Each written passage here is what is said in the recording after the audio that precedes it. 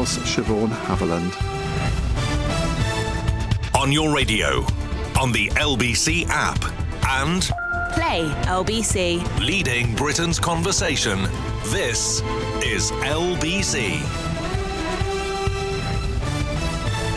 From Global's newsroom at 7 o'clock, a court has heard that Anne Widdecombe was repeatedly hit with a hammer when she was killed at her home in Devon. 28-year-old Joshua Kerry from Rotherham, who is charged with her murder, has appeared at the Old Bailey. He's due back in court in October.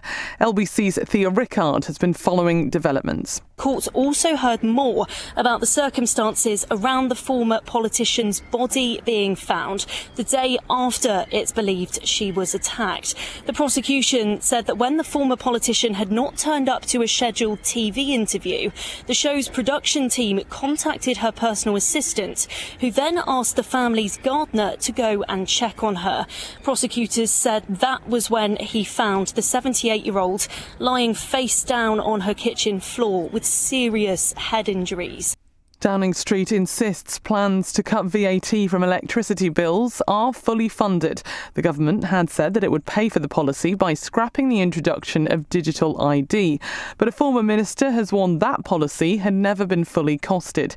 Yesterday, Andy Burnham said one of his first acts as Prime Minister would be to end rough sleeping. Founder of The Big Issue, Lord Bird, who suffered homelessness as a child and again in his 20s, says he wasn't expecting it. I was elated because in all of the prime ministers I've known since the days of Thatcher, in the days when we started The Big Issue, I've never known anybody start with, I'm going to get rid of rough sleeping. And I'm very, very happy, and I hope that we in the country can help him achieve it. The new Defence Secretary has accused Russia of being irresponsible after one of its warships fired close to the coast off Plymouth. Wes Streeting has described the live fire exercise yesterday as performative. Sir Sadiq Khan says he'll spend £18 million to help more young people in the capital get into work and training. Writing for LBC, London's mayor says the first rung of the career ladder has been broken. You can read his full article on the LBC app. And the fire at Arthur's Seat has been put out and crews have now left the scene. Reports of a grass fire on the landmark were made on Sunday evening. In the city, the FTSE 100 has closed up 61 points at 10,585. The pound buys $1.33 and €1.17. LBC weather, light rain reaching northern Scotland and North Sea coasts tonight. Elsewhere, there'll be clear spells, lows of 10. A little drizzle in the north with the odd shower in the east tomorrow.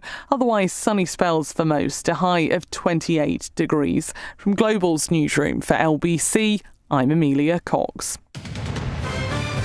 This is LBC from Global, leading Britain's conversation with Iain Dale.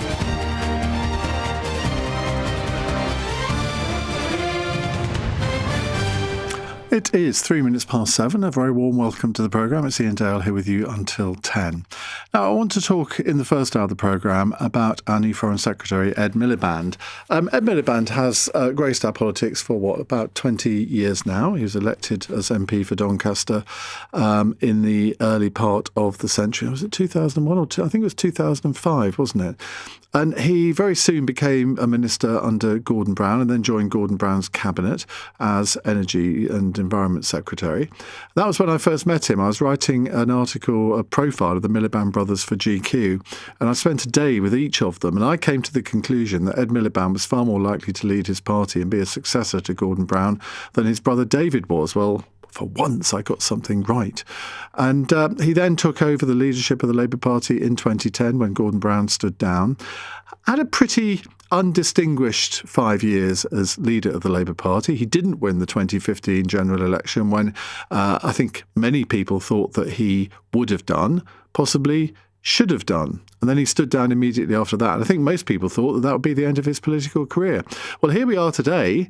And after having been Energy Secretary under Keir Starmer, he's just been appointed as Britain's Foreign Secretary, which was a bit of a surprise because there was a lot of speculation that his brother would take that job. But that obviously didn't happen. So whenever anybody gets a position with regard to foreign affairs at the moment, the first question is, how will they deal with the Trump administration? Well, it's not usual for a foreign secretary to deal directly with the American president, which possibly might be just as well after some of the remarks that Ed Miliband made in a GQ interview. I think it was with Alistair Campbell a few years ago. So let's talk to Bethany Dawson, our political correspondent, and get more about whether you think he can get over that and whether you think it's maybe we shouldn't just even care. That should just be factored in. David Lammy had done the same when he was appointed Foreign Secretary. He'd made all sorts of different remarks about Donald Trump. Does it really matter? Or do you admire a politician who speaks their mind on these issues? 0345 6060 973. Bethany, very good evening. So what did Ed Miliband say about Donald Trump that is causing so much hysteria? Well, they certainly were not words of love. As you say, it is usual for the Prime Minister to deal with the President. However, we know that President Donald Trump and those around him are already smarting at the concept of Foreign Secretary Ed Miliband and what that could mean for the Burnham-Trump relationship. This interview from April of 2018, so while Trump was in power for the first time, has resurfaced over the last 24 hours for very obvious reasons. This was an interview, as you say, done by the former Downing Street communications chief Alistair Campbell for GQ magazine. And this is what Ed Miliband said about the US president. And I think it's very important that people, show, and what is objectionable about him? His racism, his misogyny, his incredibly peculiar relationship with Russia. And the truth. And the truth, most of all the truth. And, who he is as a person. I mean, there's a line. There's not much wiggle room for spin there. Ed Miliband, clearly not a fan of the current US president. And today, LBC has spoken with Trump ally and former senior economic advisor Stephen Moore about what he believes the US president will make of Andy Burnham's new government and the choice of Ed Miliband in particular, given his association with the net zero program, which Trump is so strongly opposed to. We just did a report at Unleashed Prosperity on what's happened with net zero in the United States. About 5 years ago, it was all the rage, and now almost every major bank and financial institution has discarded net zero. It's a lunatic idea. It's an idea that is designed to make developed countries much, much poorer. You cannot run an industrialized country, and you can't run a manufacturing country if you don't have access to cheap and abundant and reliable energy. And so the idea that, Britain can be an industrial powerhouse using windmills strikes a lot of Americans as being a very naive idea. Look, Trump has basically said the number one priority of leaders in the, of industrialized countries is to get their economies growing faster and to get out of the malaise that Britain has been in now for many, many years. And it's pretty clear that the agenda that's being laid out by this new administration is running in exactly the wrong direction. There's not, again, much wiggle room either way there for how either sides are feeling. We've also heard, criticism kind of across the board today, not a lot of love. One of the pieces of criticism, maybe you wouldn't expect any different, from Boris Johnson, the former Prime Minister. On Twitter, he criticised Ed Miliband's own track record on foreign policy, saying his failure to stand up to Bashar al-Assad, for which Miliband bears much the guilt, led directly to Putin's first invasion of Ukraine, an appalling choice for Foreign Secretary. The Kremlin will be delighted. Now, of course, that is in reference to Ed Miliband's choice as former Labour leader to block the UK military action against then Syrian President Bashar al-Assad in 2013. Recently, it should be noted that Ed Miliband said he did not regret that. Bethany, thank you very much indeed. He also told The World at One, following that interview, the whole idea we have shared values with a racist, misogynist, self-confessed groper beggars belief. And in 2017, he said Mr. Trump had lowered the bar for idiocy and later joined a Stop Trump march in London. Well, that is obviously not going to go down well in the White House, is it? Ben Judah joins me, former advisor to David Lammy when he was Foreign Secretary, who's now a visiting fellow at Chatham House. Ben, very good evening. Now, David Lammy had said some pretty disobliging things about Donald Trump before he was appointed, and he seemed to build a reasonable relationship with the American administration, possibly mainly through J.D. Vance. Do you think these remarks are going to come back to haunt Ed Miliband?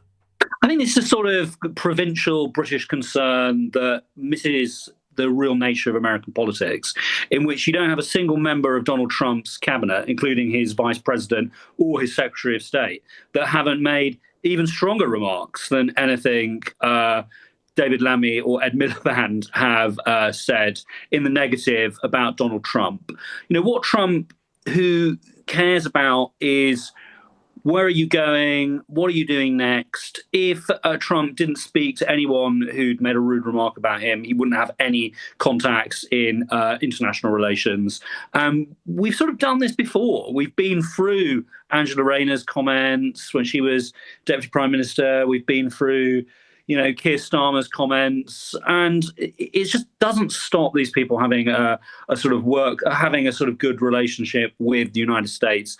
And that's because ultimately both sides know that the alliance is much more important than politics, and that the friendship and the alliance between both countries is a much more important thing than comments that may have been made. In 2018 of Alistair Campbell, that's not something that's going to get Donald Trump bolt upright in bed. Let's be real here. And let's have a look at what Ed Miliband's probably going to do as Foreign Secretary, because that's where I'd be far more interested in working out how geopolitics are going to change. So what do you think he should be doing? I mean, particularly vis-a-vis the US administration. I mean, how would you advise him to build good relations? Should it be through J.D. Vance? Should it be through Marco Rubio? So his first statement was, I think, really strong, in which it made clear that his priority is deepening our alliance with the European Union, but in the same sentence said he wanted to nurture our vital alliance with the United States. So that's extending an olive branch to the State Department, to the White House, to the United States. It's making it very clear in his very first words that he believes in the transatlantic bond. I think that we will see more moves like that over the next few days. He's made it clear with his first call, his priority is Ukraine, talk to the Ukrainian foreign minister and standing up for Ukraine. And I think that he will, doubtless speak to Marco Rubio soon and strike up a good working relationship with him. You worked on the Chagos deal. Obviously, Donald Trump wasn't a fan of that. Do you think that's dead now? So the nature of our very peculiar base and territory in the Indian Ocean is that it's really an Anglo-American joint thing, and its future has to be decided by both countries together. So I think that it's been kicked into very, very long grass at the other end of the lawn, and I don't expect that that's going to feature very heavily until the Democrats come back to power, which very much looking like they will, and revive the deal for all of the reasons that has been explained before, why the Democrats wanted that to happen in the first place and why they pushed Labour so hard to make a deal over that base when Biden was still president. Ben, thank you. That's Ben Judah there, former advisor to David Lammy when he was Foreign Secretary. Lord Kim Darroch joins me, former British ambassador to the US during Trump's first administration, also former National Security Advisor. Kim, thank you very much for joining us this evening. What would your advice be to Ed Miliband in terms of building some sort of relationship with the Trump administration? And do you think these remarks are going to be held against him? Yeah, I mean, first of all, it'd be very hard to find any Labour MP of any sort of standing who hasn't said something critical about Donald Trump over the past 10 years. And it would also be difficult.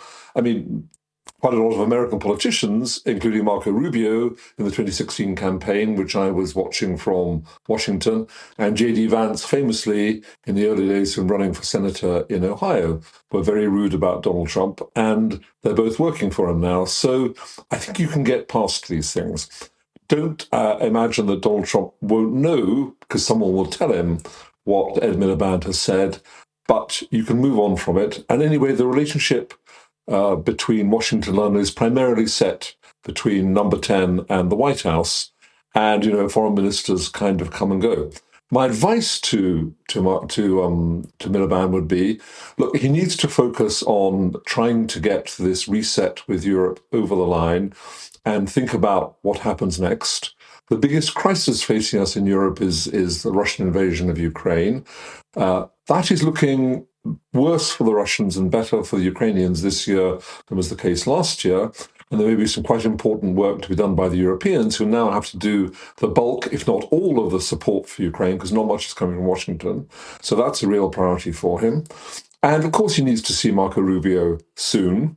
And he'll have to work with him quite a lot because, they're together at lots of international meetings. They'll see each other at the UN General Assembly in September. So they'll get to know each other pretty quickly. And I think they can get on fine, honestly. Marco Rubio is not like Donald Trump, and he's an experienced politician. And he's done the Secretary of State job for some time now, so he's quite experienced in that as well. So I wouldn't worry about that too much, honestly. And as I said, what Ed Miliband has said in the past, Trump will know it, but I think it's possible to move on from it.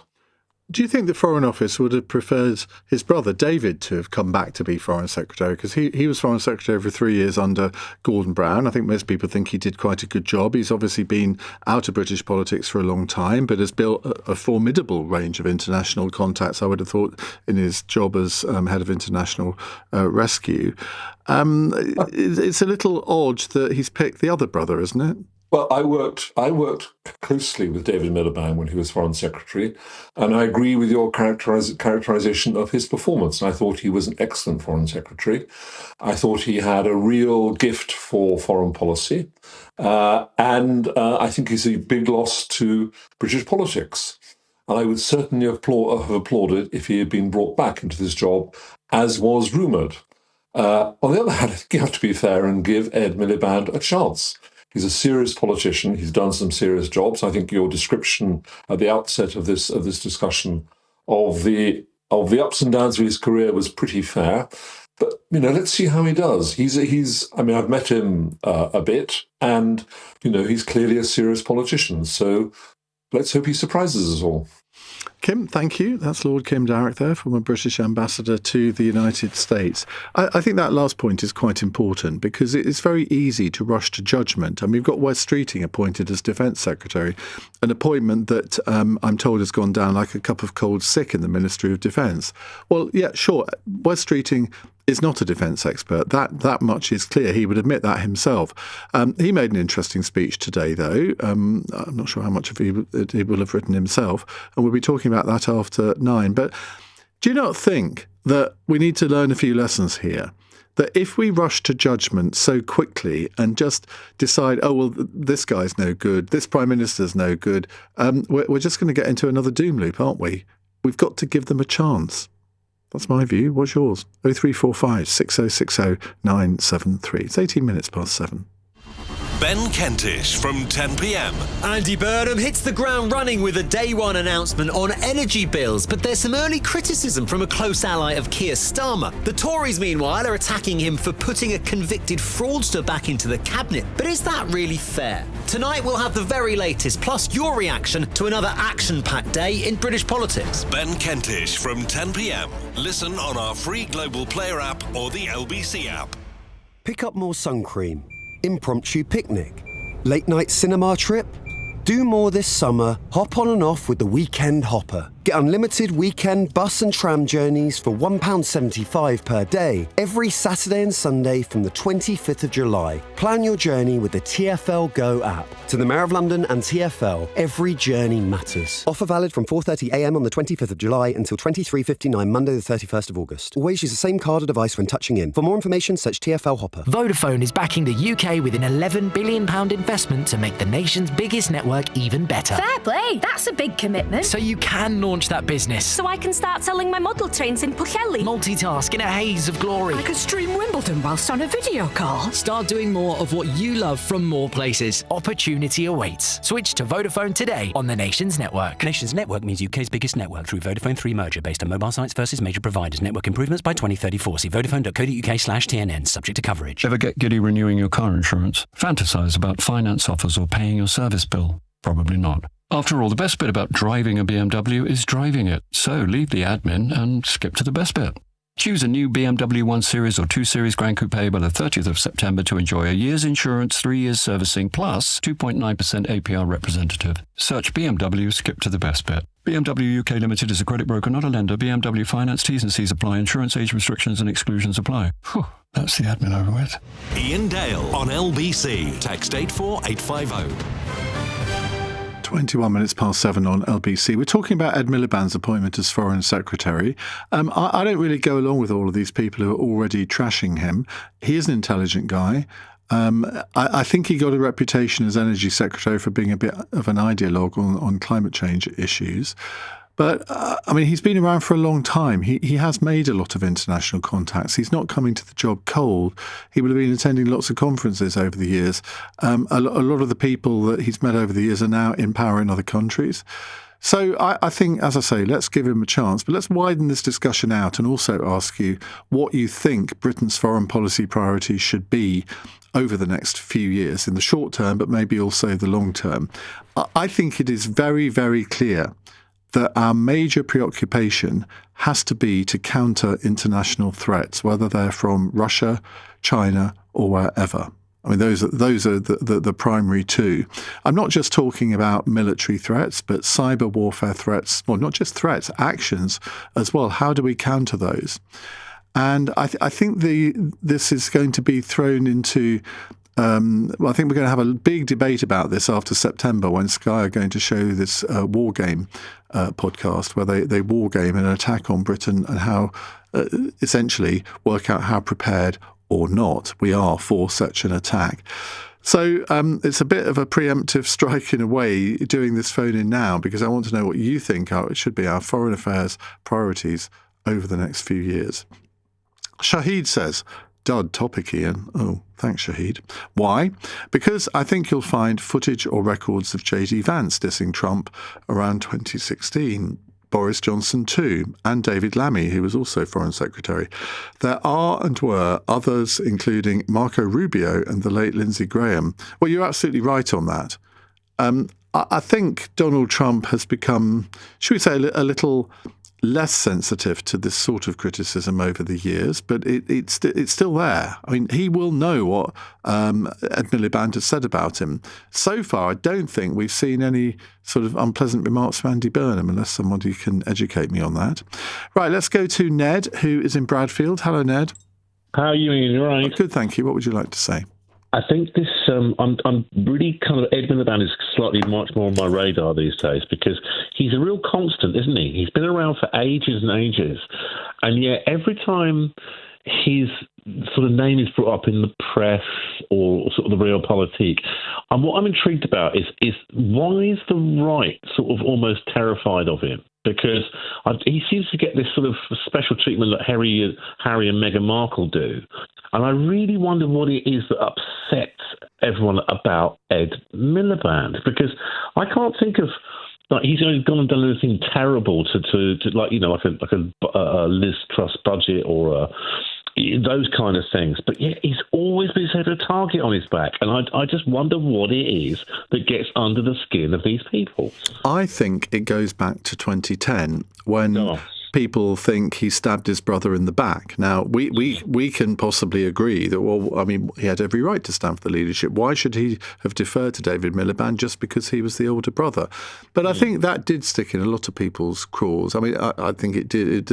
I don't think it's a particularly right thing. I think that there were a lot of people who had a bit of a problem with that. I never did, because I always thought that Ed Miliband was in some ways the cleverer of the two, in that he built the kind of political coalition you needed at that time in the Labour Party to become its leader. And that was clever politics. And David Miliband didn't. David Miliband seemed to appear to think that it was his by right, that he should almost inherit by right. Well, Ed took a different view. And I think that sort of marked his card, I think, and I think did lead to him not being as popular with the electorate as he might have been. Do you remember the bacon sandwich? That seemed to be the thing I saw. Well, I do. I do remember that, partly because it was one of my then LBC colleagues' father, who owned the cafe, who served him the bacon sandwich. The bacon sandwich. Yeah. That's fantastic. So, yeah, I still think, but he's still here. I mean, they've all come and gone. Yeah. And every time he comes up, it's like, oh, Ed Miliband. And there's something, I can't put my finger on it. People are terrified on the other side of politics about Ed Miliband. So he's either got some special sauce going on, or I just don't get this sort of like attack. I take your point on David. I think that Hillary Clinton said, David was a sort of the clever one and we should have gone. But I think that's a long time ago. And I think in his role as Foreign Secretary, for example, I mean, Boris was on the record. Do you remember seeing that clip about how I'm not letting Donald Trump in this town while I'm the mayor and all the rest of it? So I think that's all kind of, I mean, we've got to deal with Trump how we've all got to deal with Trump. I mean, everyone's holding their nose and just hoping that he goes away sooner rather than later. So I think that's across a global thing. But I think lastly, as well, to your point, the defence side of things, we've just got to get closer to Europe.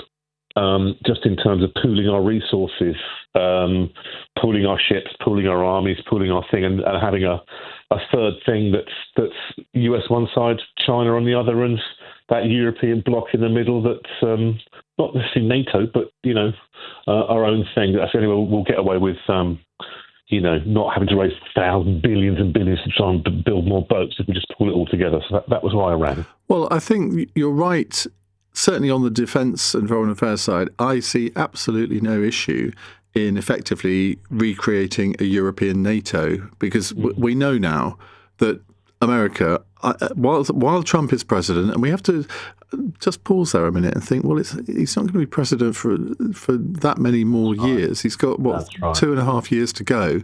Yeah. So we shouldn't make long-term decisions that we might then come to regret, because it might be that a more sensible American administration comes in, or it might be that it's a sort of Trump double down next time. I mean, maybe his son is going to run for president. Who knows? Yeah. So let's not make big decisions for the long term, which we may come to regret. But I think you're right. We do have to become closer to our European allies on defence. But that does not mean rejoining the European Union, because the European Union has never been a defensive force. No, NATO has always been that. So there are a lot of people getting carried away thinking, we should go back into the EU, then we can all become a United States of Europe and be a sort of third superpower in the world. I don't see it that way at all. I agree. I mean, I think that what you can do around it is you can make the small decisions around procurement. So it's just people using the same sort of rifle ammunition and the same sort of IT and tech. So you can kind of take yourself out of what we're sort of wean ourselves off American tech and grab our own thing. And that'll give us a bit more security in the meantime, because I think I've said before, like everything we seem to be running through is America anyway, from PayPal to Amazon to everything we watch and what have you. So I think we should just have our own small procurement setups. Basically, we can trade between each other, and I think we get a bit more secure. And the other thing is, I was reading an article some time ago about the different strengths of different countries in Europe in defence terms. Like the Poles are really good at one thing, we're really good at another, the Finns are good at another. So everybody has got to play to their own strengths, and we don't have to do everything. Yeah. I mean, I mean, it's virtually impossible now in the modern world to have the biggest capability. I mean, we're going to be talking about this a bit more after 9, because Kemi Badenoch has said today that she thinks we need the biggest peacetime rearmament program in our history. And I mean, people will have strong views on that, so we'll expand on that a little bit after 9. But thank you very much indeed for your call, Ned. Now, Zach says, genius move sending the Trump's a racist guy to be best pals with the White House. Next up, appointing a vegan as head of the meat industry. Well, stranger things have happened. I admit not many, but you can just imagine it, can't you? Now, another text here from Phil. I have no love for Ed Miliband, but his interlocutors as Foreign Secretary are Marco Rubio and J.D. Vance, both of whom have said much worse about Trump than he has. Well, a lot of people are saying this, as you can hear. Right, let me tell you who's on Cross Question at 8 before we go to the news. We have Matthew Lawrence, who is the founder and director of the economy-focused think tank Commonwealth. And we have Siobhan Haviland, Director General of the British Chambers of Commerce, Sam Lister, Deputy Editor-in-Chief of the Daily Express, and Benjamin Butterworth, Senior Reporter for the newspaper.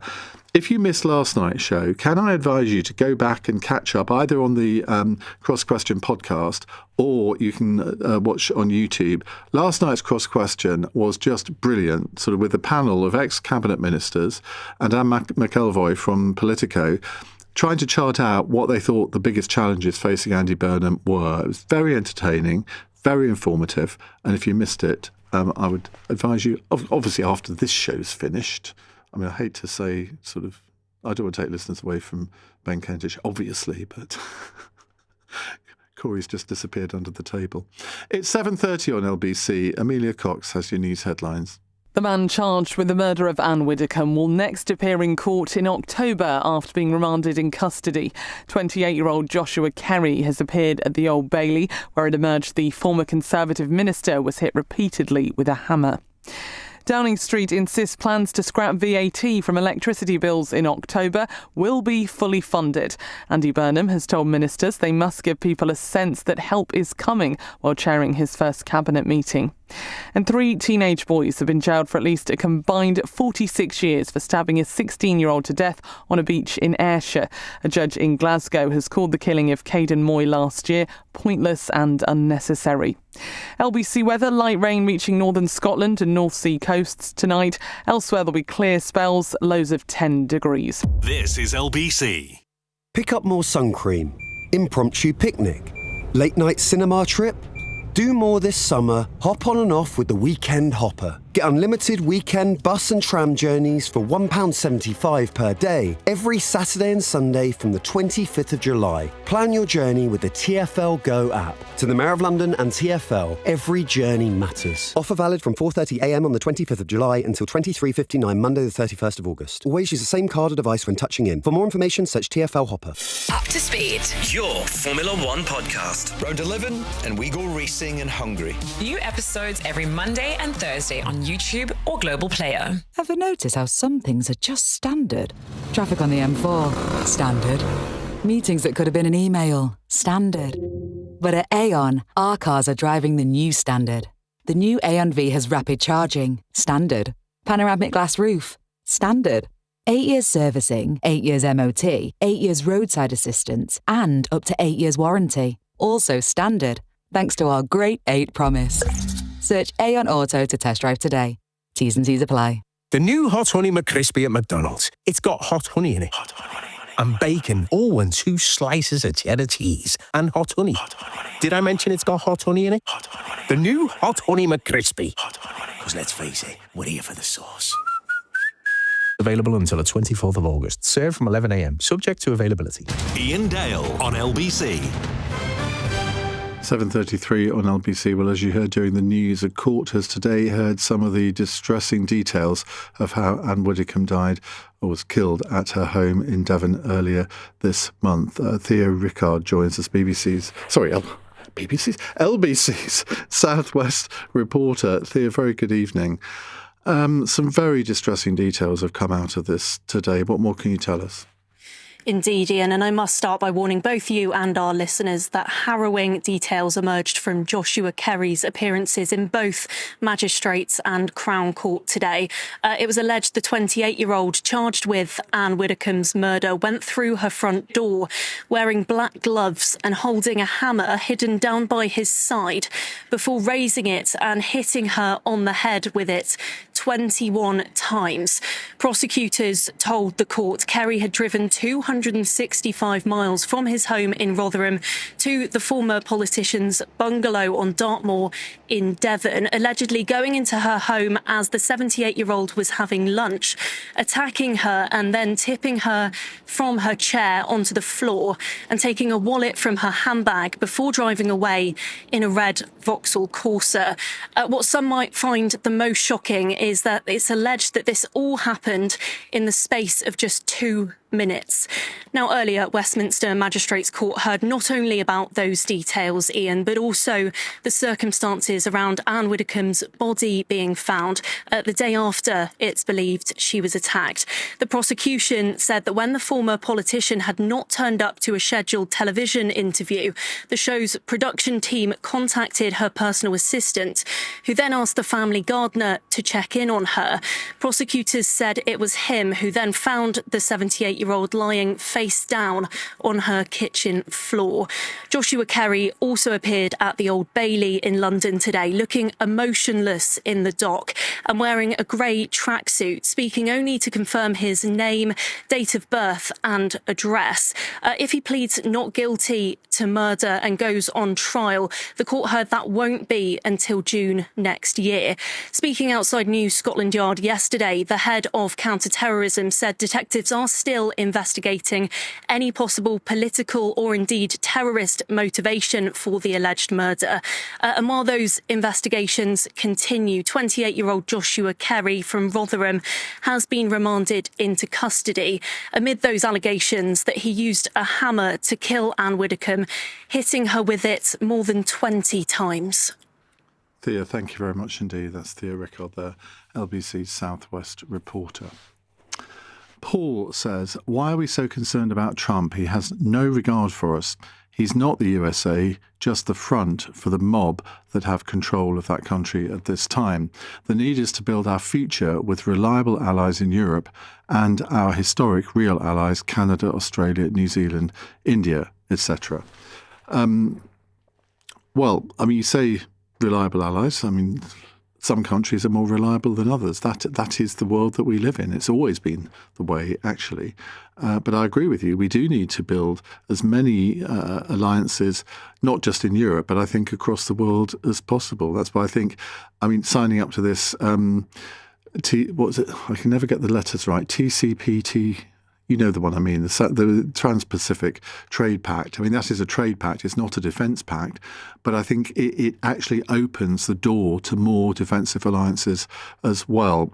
So we're asking what you think our foreign policy priorities should be over the next few years with Ed Miliband as Foreign Secretary. What do you make of his appointment? 0345 6060 973. Shrivan is in Hemel Hempstead. Hello, Shrivan. Hello. Good evening, Ian. Yes, just to firstly answer your question, I don't think Ed Miliband is the right choice of foreign policy. He's a green zealot and he has no international experience from my observation.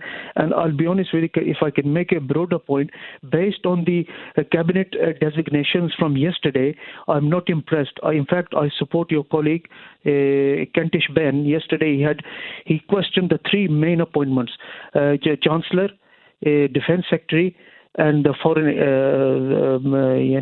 Secretary. These three he criticised because the John Healey, what experience he has? He has no real financial experience. Well, hang on, he was a Treasury Minister for 5 years. Yes, that's right, but he doesn't have extensive experience on that. Plus, he was on the LBC with Nick Ferrari, and he couldn't even count the inventory of the munitions and how many ships he has. That's one. Secondly, the West Streetings was zero experience. There was a general on LBC yesterday evening, the General Thanet. He decorated a general, UK. He said that West Streetings was zero experience. Why did he remove the Dan Jarvis? Well, it's a fair question, but then you could also say that Wes Streeting had zero experience of the health service, apart from being a user of it, when he was health secretary. And I think he wasn't a bad health secretary. Okay, fair enough. But he left his post halfway through his. He didn't even finish his remit. He went and threw his hat in the ring for leadership. Well, he resigned from the government because he'd lost confidence in the Prime Minister. Some people would say that was an honourable thing to do. Better to do that than stay a member of a government that you didn't really support. I disagree, Ian. I disagree. He should have finished his job and stayed and completed to the completion. And the other thing I want to say, overall, we are looking at Web 2.0 of his name. What's his name? Keir Starmer. This is Keir Starmer 2.0 with a nice smile. Because nice guy, you can't be nice. You have to be very decisive, and politics does not work with nice guys. You have to make really strong, decisive decisions, which will not be accepted by everyone. But I think based on these three, in my view, this is Starmer 2.0 all over again.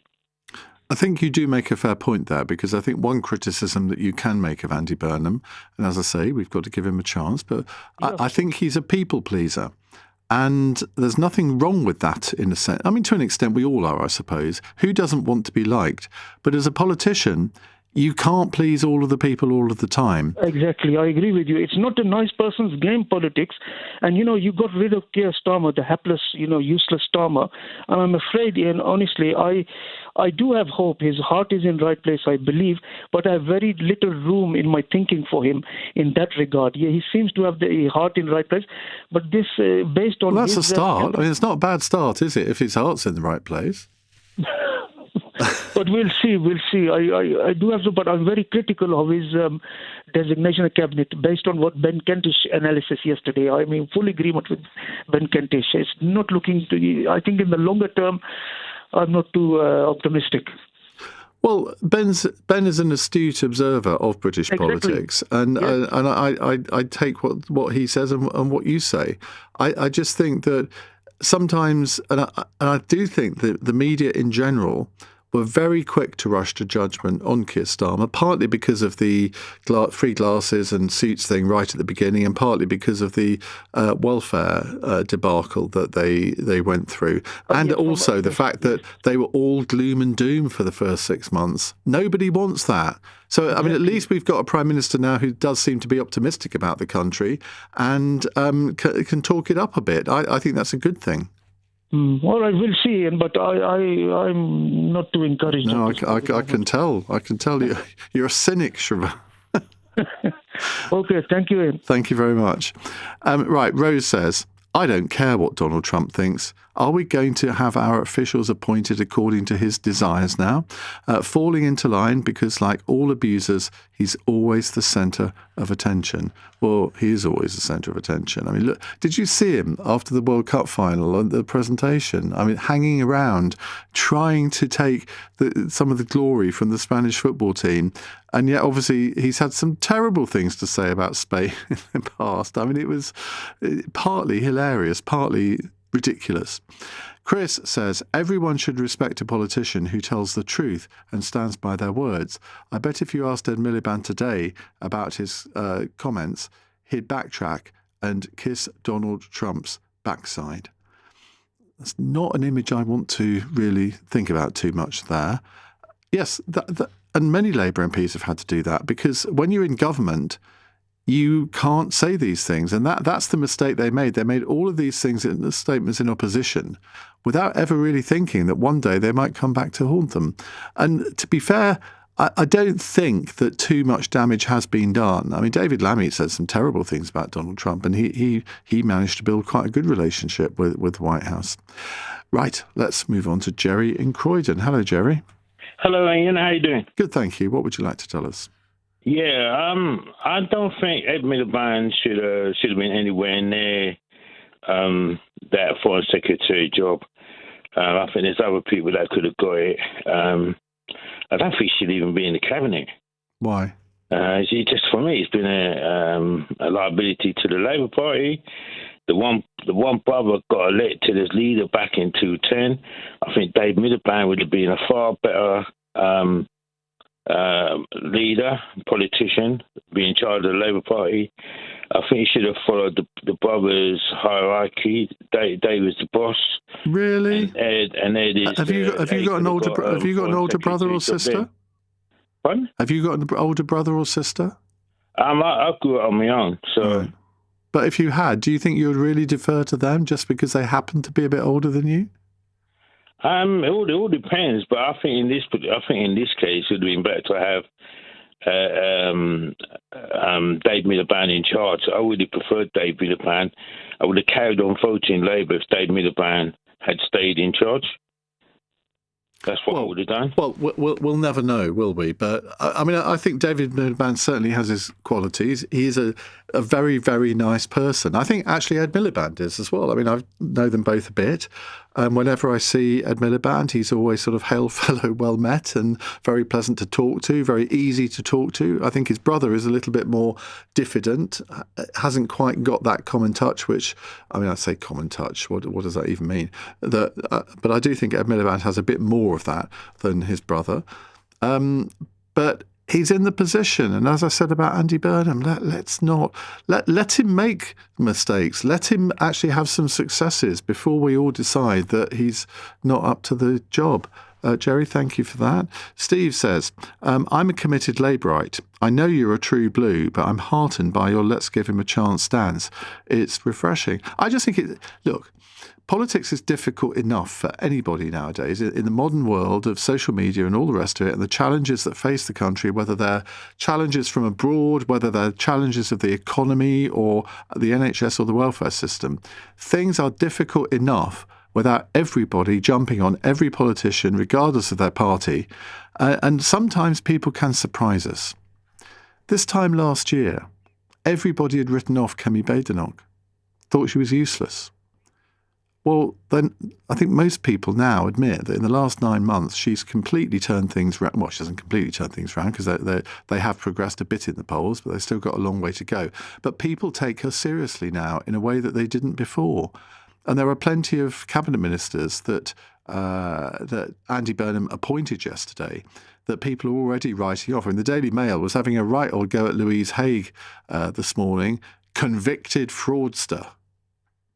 When you actually look at what Louise Haigh did, she did a wrong thing. But on the scale of fraud, it's right at the bottom. She thought she'd had a mobile phone stolen or it was lost, and then a year later she found it and didn't tell her employer. Well, I'm going to forgive her for that. I'm not going to jump on her back and say, well, she's not fit to be in government. Well, Andy Burnham clearly thinks she is, and he's given her a very, very senior position, effectively Deputy Prime Minister, First Secretary of State. So again, I'm going to trust his judgment on that. He clearly sees something in her that he thinks is vital to his administration. So let's give her I'm feeling in a very benevolent mood today, aren't I? 7:47, it won't last. Nick Ferrari at breakfast on LBC. We hear from the Prime Minister. Return of John Healey as Chancellor. What do we make of that? It's going to be more of the same. We are spending way beyond our means. We've got to have an adult conversation in this country about what we can afford. I think the manifesto is going to be that 10-year plan, what he's going to launch in September. So be prepared for election October. Very less than impressed. We need an election. Nick Ferrari at breakfast. Back tomorrow morning from 7. Listen on our free Global Player app or the LBC app. Octopus Energy is now Britain's biggest energy supplier, trusted by over 8 million customers because we do things differently. When you call, you'll speak to a real person. No robotic scripts, no computer says no, just an honest conversation with someone who actually wants to help. Join the millions who've already made the move. Octopus Energy, recommended by which a record 9 years running. Visit octopus.energy/better for verification. Nothing beats a Jet2 holiday. So who's ready for the best summer yet? Unwind in your choice of 4- and 5-star hotels in over 75 destinations like Kos, Lake Garda and Gran Canaria. Plus, you'll get 22 kilograms of baggage included. Book now and save £200 per couple. Jet2 Holidays. Package holidays you can trust. After National Protected. Subject to availability and conditions. So what if the drink's pink and the cream's pink? Chill. It's no big deal. Just get the new Strawberry Candy Plus Frappe from our new McCafe Summer Drinks range. Now at McDonald's. Available until the 7th of September. Price and participation may vary. Frappe is not available on delivery. Subject to availability.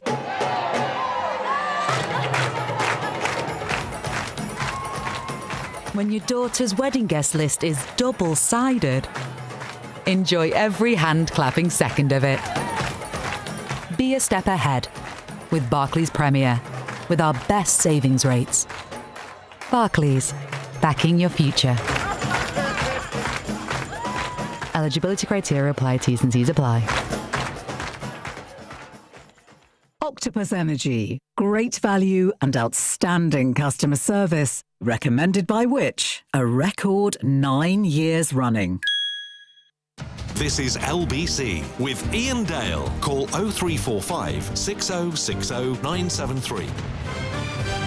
7:49 on Cross Question at 8. Matthew Lawrence, who's founder and director of the economy-focused think tank Commonwealth. He's also the co-author of the Labour campaign group Mainstream's research document, The Productive State, a Framework for Manchesterism.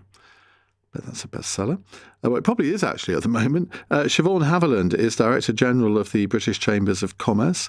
Sam Lister is Deputy Editor-in-Chief of the Daily Express. And Benjamin Butterworth is Senior Reporter at the I newspaper. They're waiting for your calls. The lines are open now for Cross Question 0345 6060 973.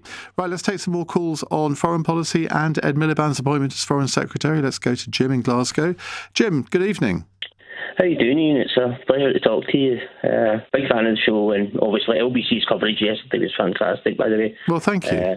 I was just saying, I was just calling because, I was wanting Ed to be Chancellor because, green sector is the fastest growing sector in the UK, so I'm kind of behind Ed's kind of push for that. But I have come to the conclusion that Healy is a fantastic, able, if surprising replacement, because I think he's loyal, respected, safe pair of hands, not just in the left but on the right, both sides of the house. So I think both appointments are good, to be honest. So Andy Burnham has definitely made the right choice there. What do you think the main challenges that face the nation in terms of foreign policy? Well, I think we need to just calm down a wee bit. There's a lot of sensationalism, especially with what I call the right-wing rags, just making everything. Obviously defence is important. It should be absolute priority. But we just need to calm down a wee bit. We need to just reflect, hopefully, and get into a better sense of, seeing what's a priority. And I think Andy's got a good idea of what the nation needs, and hopefully he's got defence. Obviously, it's very important, and he's taking that seriously. And why hasn't he told us about that before now? Because he's become Prime Minister when none of us know anything about his priorities in defence and foreign policy. I do agree with that, but I think what he was saying at his, original, I think he was in Manchester on a Monday doing his kind of maiden speech after just winning Makerfield. He wasn't allowing the journalists to take over what he was trying to say by, making the story about the questions. It was more about what his actual message was trying to be. Well, that's an argument for never taking questions. I don't agree with that, because if you're trying to kind of get a message out and it's being overridden by a lot of right-wing, newspapers about things that he's not actually wanting to, that's not the message that he's wanting to deliver to the nation. So, on occasions like that occasion, I think it was entirely, it was the right choice at the time. It was acceptable. OK, thank you very much, Jim. A text here saying, appointing a person who wants to wreck the country with the renewable-only blinkers on to go and be friends with a world controller who wants to drill baby drill isn't going to work. Their worst appointment since booking in for a trim at Sweeney Todd's. I think you exaggerate to make a point here, but it's not all about building a relationship with Donald Trump or the United States. There are other countries in the world that we do need to have good diplomatic relations with, and I'm sure Ed Miliband will do his best to encourage those. Right, let's go to Alex in Leicester. Alex, hello. Good evening, Ian. How are you? You all right? Very good, thank you. Yeah, I was very, very offended by your comments on Louise Haigh. I thought I was nice to her. Well, to say her conviction is basically it's not really a high level of fraud. Now she's going to be in. She's basically our deputy PM now at the moment. I mean, realistically, that's what she is. Now she was actually convicted for fraud by false representation. Yeah. But it's actually a really serious offence of dishonesty, and especially when it really relates to misleading the police. That was her conviction. Now, she is going to be... Okay, she would not... If she went to go and join the police force, or she went to go and basically be a prison officer, or she went into law, she would be rejected right from the very onset of the application process. And she's now basically going to be making decisions on some of the most important things in terms of criminal activity and basically the process and how we promote ourselves within the world, or how we look after our civilians here. It's basically one of the worst and serious offences for dishonesty, and she is going to be one of the second in charge of making those decisions. It is. I mean, what I meant by what I said is that there are various degrees of fraud. And to my mind, I mean, if you're defrauding someone of £100,000, that is way more serious than what she did. That was all I was trying to say. I hear what you say, yeah. And this is why the Daily Mail went for her this morning, and I think they're going to be a big thorn in her side. But do you not believe in the rehabilitation of offenders? Other people for fraudulently stating that they are, a lawyer when they're not.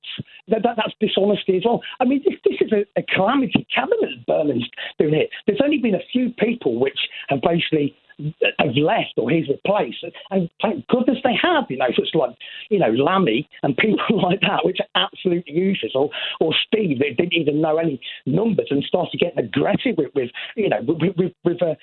radio presenters. I mean, they are an absolute disgrace, and it is worrying for somebody like myself who follows politics. I've listened to LBC since 2008. Okay, but when it used to be London's biggest broadcast, this is the first time I've ever called in and ever been on the radio. Well, I take it. I'll tell you what, Alex. But it's just it is to state that bringing these people back, which have still got convictions. I mean, it's like with Angela Rayner, £40,000.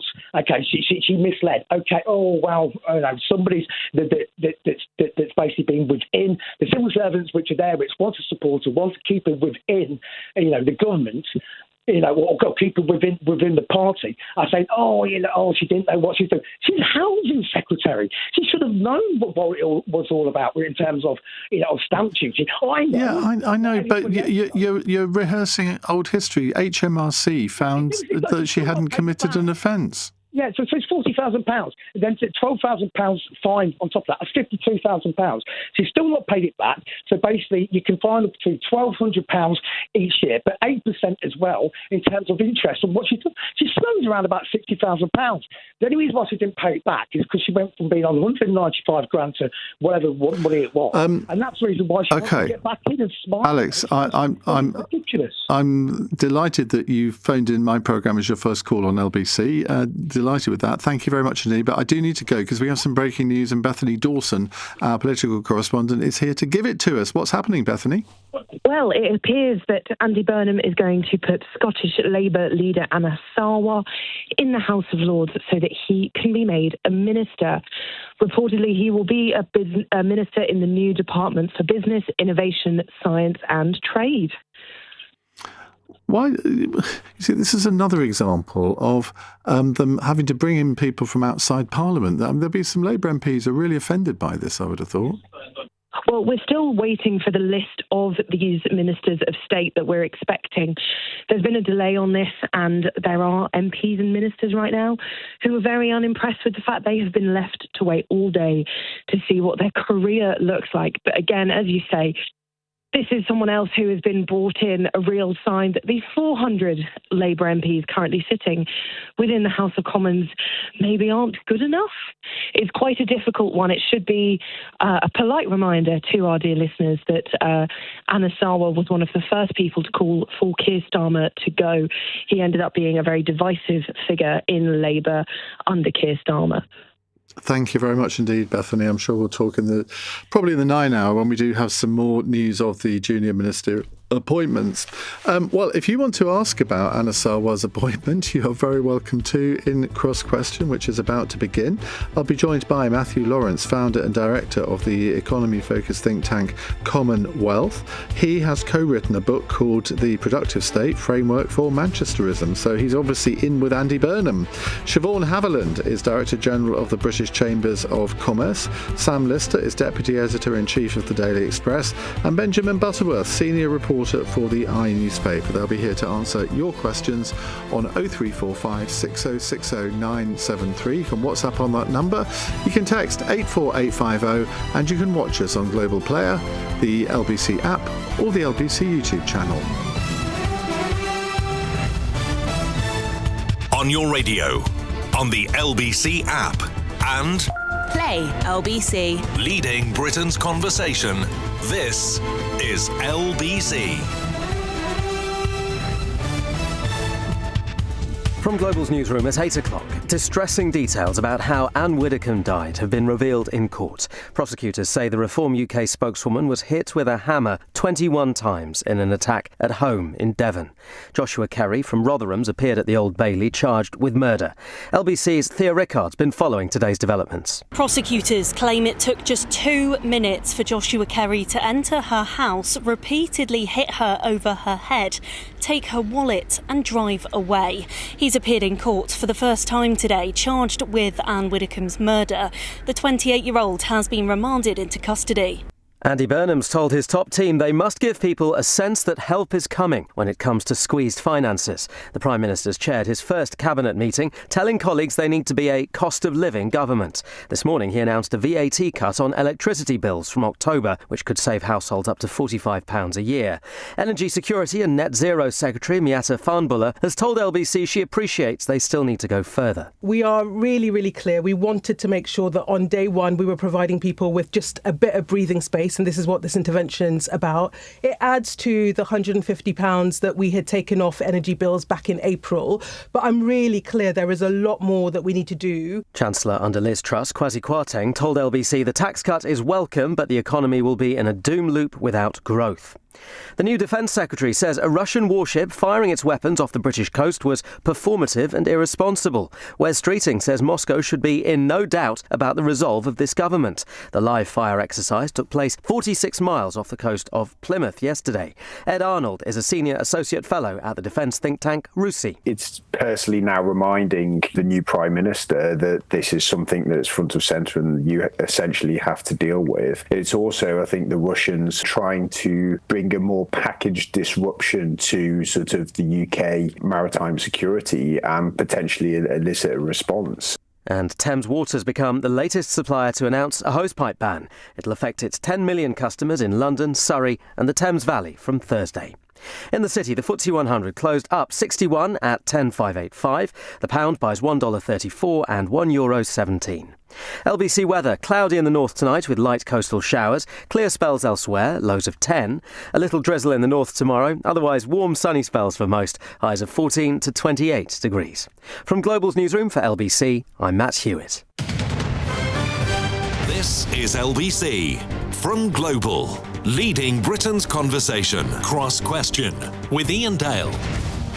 Hello, very good evening. It is 8 on LBC. Welcome to Tuesday's Cross Question. Let me introduce you to our panel. Sitting to my left, it's Sam Lister, Deputy Editor-in-Chief of the Daily Express. Next to her, Benjamin Butterworth, Senior Reporter for the I newspaper. To my right, Siobhan Haviland, Director General of the British Chamber of Commerce. And to her right, Matthew Lawrence, who's Founder and Director of the economy-focused think tank Commonwealth. They are here to answer your questions. So many ways you can submit your questions. You can phone 0345 6060 973. You can WhatsApp on that number. You can text 84850. And you can, of course, watch us on Global Player, the LBC app, or the LBC YouTube channel. Call 0345 6060 973. Text 84850. Cross Question. Watch live on our free Global Player app or the LBC app. First text question from Andrew. Was former Starmer Minister Darren Jones' social media post that Andy Burnham's VAT cut to domestic energy bills could not in fact be funded out of the savings from dropping ID cards a helpful intervention from a concerned former minister who's trying to tell the truth, or a small political grenade lobbed by a disgruntled man who's now out of a job? That is the longest sentence I think I've ever read out, with no commas at all. Marvellous. Matthew Lawrence, what did you make of Darren Jones's intervention? Because look, everyone's going to feel sore if they've lost their job and been sacked from the cabinet. But although, to be pedantic, he wasn't sacked from the cabinet because it's a new government, so I suppose he just wasn't appointed. What did you make of that intervention? It came across as a little unnecessary and a little sort of sour in mood. I think, one could call it a truth grenade, but I think it does distract from the wider point, which is that this is a government that's made a very clear priority around tackling the cost of living. This is only a small down payment, and it's a very hard task to actually resolve, but it was action, and I think the public do want action. And it seems slightly, given he was himself overseeing what he now says was an unfunded ID program, it seems slightly strange, because either he wasn't funding the very thing he's criticising not being funded, or in fact it's okay. And I think the wider picture is, day one, this is a government which is sort of taking action on the thing the public really want to see, which is action on energy bills and the cost of living in general. But I think there's a wider macroeconomic point here, which is really important, which is the more the government can take action to reduce those core drivers of inflation, energy, housing, transport, the less pressure the Bank of England will have to raise rates to respond to higher rising inflation. And so there's actually this link between responding to what the voters want, which was easing the cost of living pressure, but also the needs of the economy as a whole, which is reducing the cost of borrowing, allowing business to invest more easily, getting sort of the economy thriving. Sam Lister, does this also illustrate the point that, I remember when I was a parliamentary candidate and I got a phone call from Linton Crosby, who was then managing the Conservative campaign. And I can't remember what I'd said, but something obviously slightly indiscreet. And he goes, "Mate, you're not a commentator anymore, you're a participant." Has Darren Jones got to learn that, and possibly some of the other ministers that were sacked yesterday, that they're not commentators, they're active politicians, they're participants? I think that's completely fair, but as my boss said to me yesterday, why can't they just put the best people in the job, the right people in the right jobs, because they are the best people, the most talented people? Iain, politics does not work like that. This is about emotions. This is about hurt feelings, vendettas, grudges. Unfortunately, that is how Westminster operates. And I think, actually, to be fair to Darren Jones, we should allow him a little bit of fun at Andy Burnham's expense, given that Andy Burnham came in with no mandate. I haven't voted for him, you haven't voted for him, Labour Party members haven't voted for him. So he's coming through the back door in quite an astonishing way.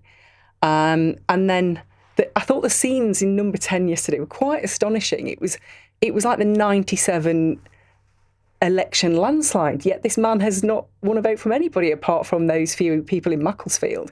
And it was babies kissing, and it was the sun's shining. Everyone's got this new cult of Andy Burnham.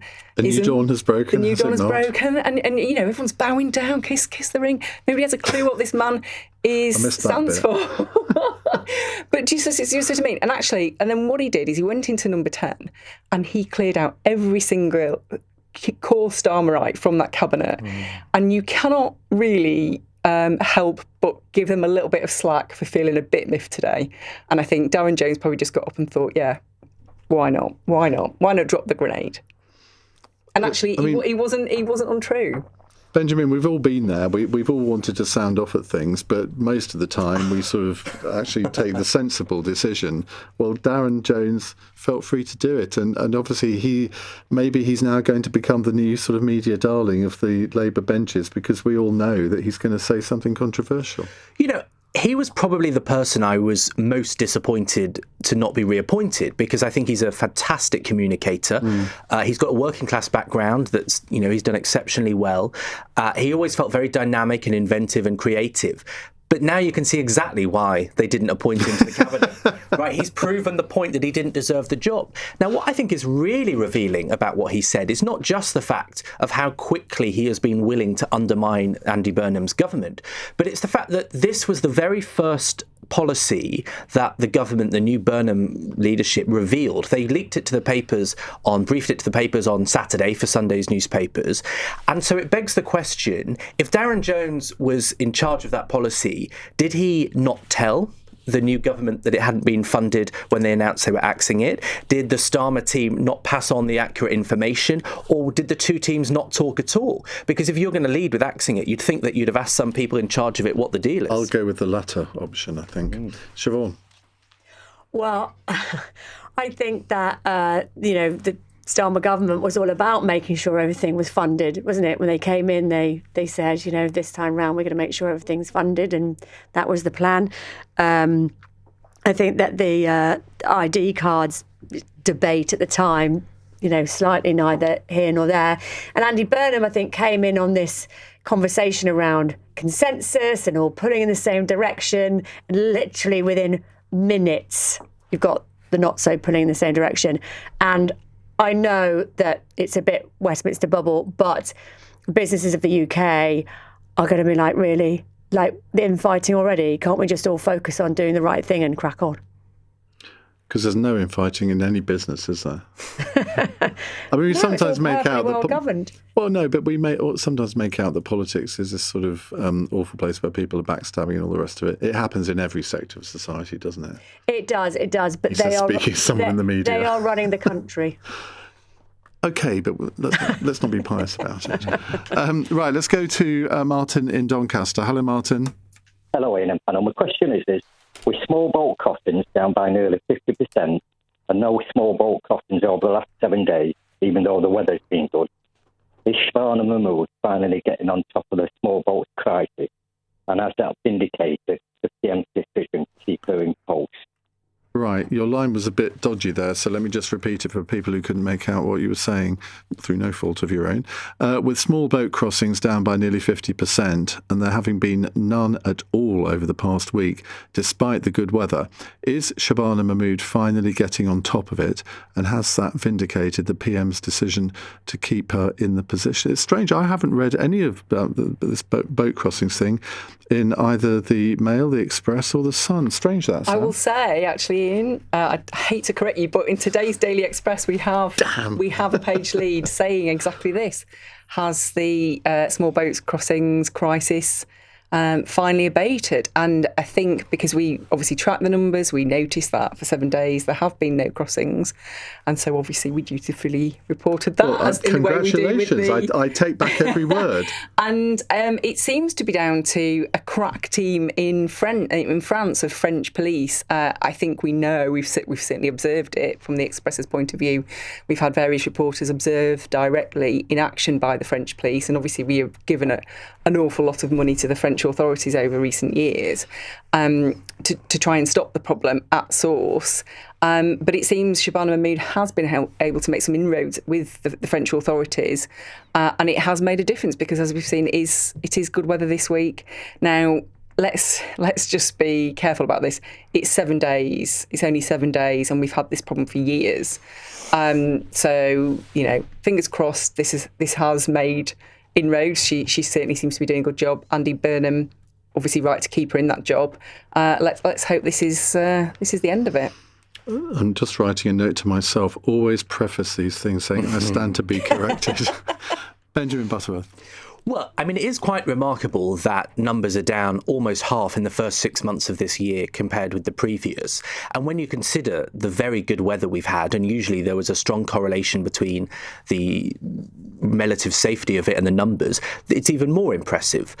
And I think you have to imagine that somewhere Keir Starmer is sat at home tonight thinking, I put all the effort in and the organisation to make this possible, and I'm not going to get any of the credit. Now, I think one of the dilemmas for the government is the one that Rishi Sunak had, which is he put a lot of focus and attention on stopping the boats. And it's not very wise to put attention on a problem you can't fix. So will Labour want to start talking about this because it's 6 months of success? I think they might be careful because they might come back to have it bite them like Rishi Sunak did. As for Shabana Mahmood, I was convinced personally she wasn't going to be Chancellor because she, I think, has been remarkably effective as a figurehead for tackling immigration and speaking to that section of the country.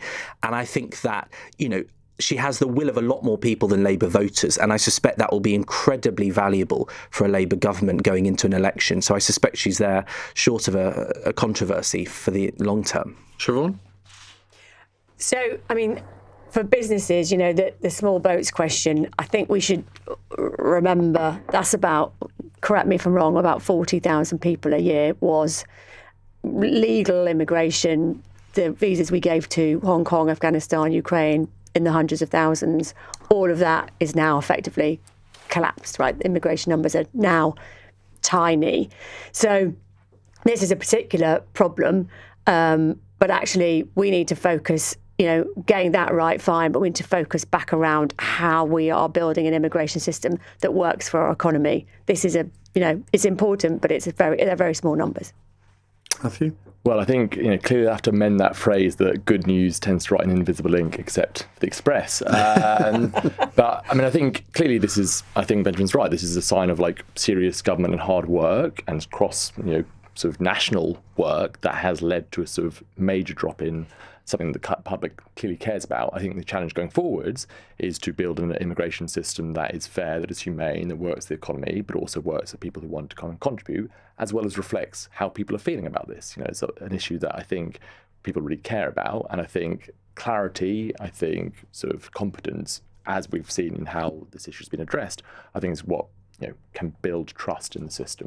But then you get, as someone mentioned on Cross Question last night, you get this case in one of the courts where an asylum seeker from Gaza has now got leave to bring 18 family members with him. I mean, including aunts, uncles, sort of not just close family. And that's where people lose trust, I think, in whatever the system is. Now, that's not necessarily the immigration system. It's the legal system that has allowed this to happen, which I can imagine your readers aren't very impressed by. I think there's a sense of fairness, isn't there? And actually, if people are fleeing a war zone, if they are being persecuted, then there is a case for each country to do its bit. What people do not like is a sense that the system is being gamed. And I think when you bring 18 relatives over, that's just not cricket, is it? And I think people can see the impact of that on our economy, on the strains on our systems, on housing, cultural change. If you don't have control over who's coming in, you don't know who these people are. They're bringing in lots of other people. Obviously it depends if it's legal or illegal. But either way, it's not sustainable, is it, when people are bringing in 18 members of their family? Yeah, and I think the government has changed the law already. So if you were to arrive tomorrow, you wouldn't be able to bring all of your relatives in. But for people who arrived before the law was changed, they can still take advantage of this.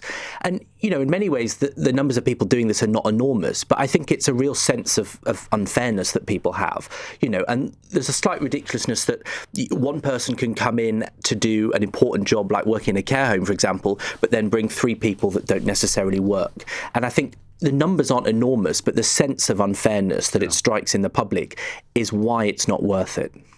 Right, we'll move on to some more questions in just a moment. Martin, thank you for yours. You're listening to Cross Question on LBC at 17 minutes past 8. Ben Kentish from 10 p.m.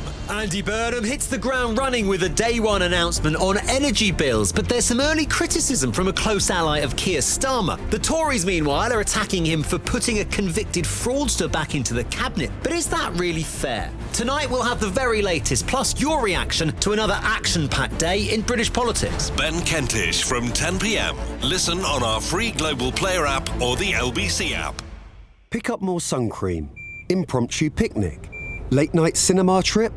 Do more this summer. Hop on and off with the Weekend Hopper. Get unlimited weekend bus and tram journeys for £1.75 per day every Saturday and Sunday from the 25th of July. Plan your journey with the TfL Go app. To the Mayor of London and TfL, every journey matters. Offer valid from 4:30am on the 25th of July until 23:59 Monday the 31st of August. Always use the same card or device when touching in. For more information, search TfL Hopper. When it comes to shutters, you need to call in the experts. That's why thousands of happy customers choose Hillary's every year. Every one of our shutters comes with a 10-year guarantee as standard, and our UK-made shutters can be fitted in as little as 3 weeks. And if you find a cheaper quote, we'll match it, because we know you want the wow factor for your windows at the right price. And right now, save up to 50% off selected shutters in our summer sale. So get window-wise and book your free in-home appointment today at hillarys.co.uk. Conditions apply. Take summer by storm with Kia. Introducing the new Kia Sportage Storm, a unique limited edition of the UK's favourite family SUV. Test drive the award-winning Kia Sportage today and order yours by the 31st of August to get 5.9% APR representative and up to £3,000 PCP finance deposit contribution. Search Kia Take Summer by Storm. Kia. Movement that inspires. T's and C's apply. Kia Finance. To verify, visit kia.com/UK/favourite. Cross Question with Iain Dale on LBC. 8:19 is the time on LBC. Let me reintroduce our panel. Matthew Lawrence is founder and director of the economy-focused think tank Commonwealth, which is a great name. I mean, how long did it take you to come up with that? Well, I Googled it and thought, this is very easy to find. Let's go with that. It's ChatGPT, wasn't it? That's how you did it. Exactly. So, okay, give us a 30-second elevator pitch. What does it do? Commonwealth looks at how our economy is owned and how that shapes all our lives, whether that's how our housing sort of system works, how our energy system is owned, how our water system is owned, and thinks about how we can reimagine it. So not just redistributing wealth, but reimagining how we create prosperity and distribute it. And you write learned papers, presumably, and then try and persuade politicians to adopt the policies. I mean, that's the common way a think tank works. Have you had a success so far and persuaded Labour to, or maybe even the Conservatives, I don't know, to adopt one of your proposals? So we're really interested in this idea of Manchesterism that Andy Burnham has sort of articulated. So I've already switched off. Exactly. There you go. But it's this idea, and perhaps we'll come to it because there's been a lot of debate about sort of, are we going back to the 1970s? But actually to say, like, if we want a modern economy, if we want a dynamic economy, we have to fix the foundational elements of our... Well, actually, I'm going to stop you there because our next question is exactly what you've just said. So let me introduce the rest of the panel. Siobhan Haviland is Director General of the British Chambers of Commerce. Sam Lister is Deputy Editor-in-Chief of the Daily Express. And Benjamin Butterworth is Senior Reporter for the I newspaper. Right. Matt in Burnley says, will Andy Burnham's 1970s approach to economics lead to 1970s inflation? Matthew Lawrence. So I think, what can we distill of Andy Burnham's approach to economics? I think there are three things he set out. First of all, tackling the cost of living crisis. Now, there's no single lever we can pull to do that. It's the work of many hands, many reforms. But getting on top of that is not just, as I said earlier, a sort of political offer to the public who are really squeezed, but it also helps contain inflation. The second thing is pushing power out of Whitehall, so to the great towns and cities of Britain. So one thing that's really noticeable about the UK relative to economies that are doing better than ours, that are more prosperous, more dynamic and more equal, is that the towns and cities of those countries have more powers and more incentives to grow their local economies. And that's why Munich is richer than Manchester, why Lyon is richer than Leeds. And then the third thing, which I think is kind of a really interesting thing and a really bold thing, but I think where the public are, is to say that those essential services, those monopoly sectors that were privatised, are no longer working. We've not seen enough investment in all of them. Not all of them, clearly some have worked. And I think the key thing here is to be not sort of blanket, not ideological, but to think really hard and clearly about what is the nature of the market. Does this, can we have competition? Can we have dynamic competition that works for businesses, works for consumers, works for citizens? If so, fantastic. Let's have more competition, more dynamism. But in some areas of the economy, and this is why in Europe and North America and East Asia, these parts of the economy, the state is more involved. Public investment, public provision, whether that's thinking about public transport systems, whether that's things like monopoly water systems, whether that's things like our care sector and sort of the public's worry about the involvement in private equity. There's a different way of organising it. That's not anti-business, it's not anti-enterprise, it's not going back to the 1970s. It's saying that a modern dynamic economy has to fix those essentials to build a dynamic middle tier. Siobhan, are you convinced by that? Well, look, I mean, let's see what we've already heard from the new Prime Minister. He says he's pro-business. He said he wants to focus on skills and education. He says more power to local communities. See as a chamber network across 51 chambers across the UK. We're right behind that. And he wants to help industry through procurement. So that public-private partnership that he's put in place in Manchester, absolutely, we think that's a great way of working. That's the way, as Matthew said, we will get a better economy. But like consumers, businesses are really struggling under a weight of costs. We've done some work that shows that the cost of doing business has risen 70% in the last 10 years, and that's policy decisions by government. So, the national insurance increases from a year and a bit ago. I was in Lancashire this week, 2 days in Lancashire. Brilliant businesses, super dynamic, want to do really well, want to grow.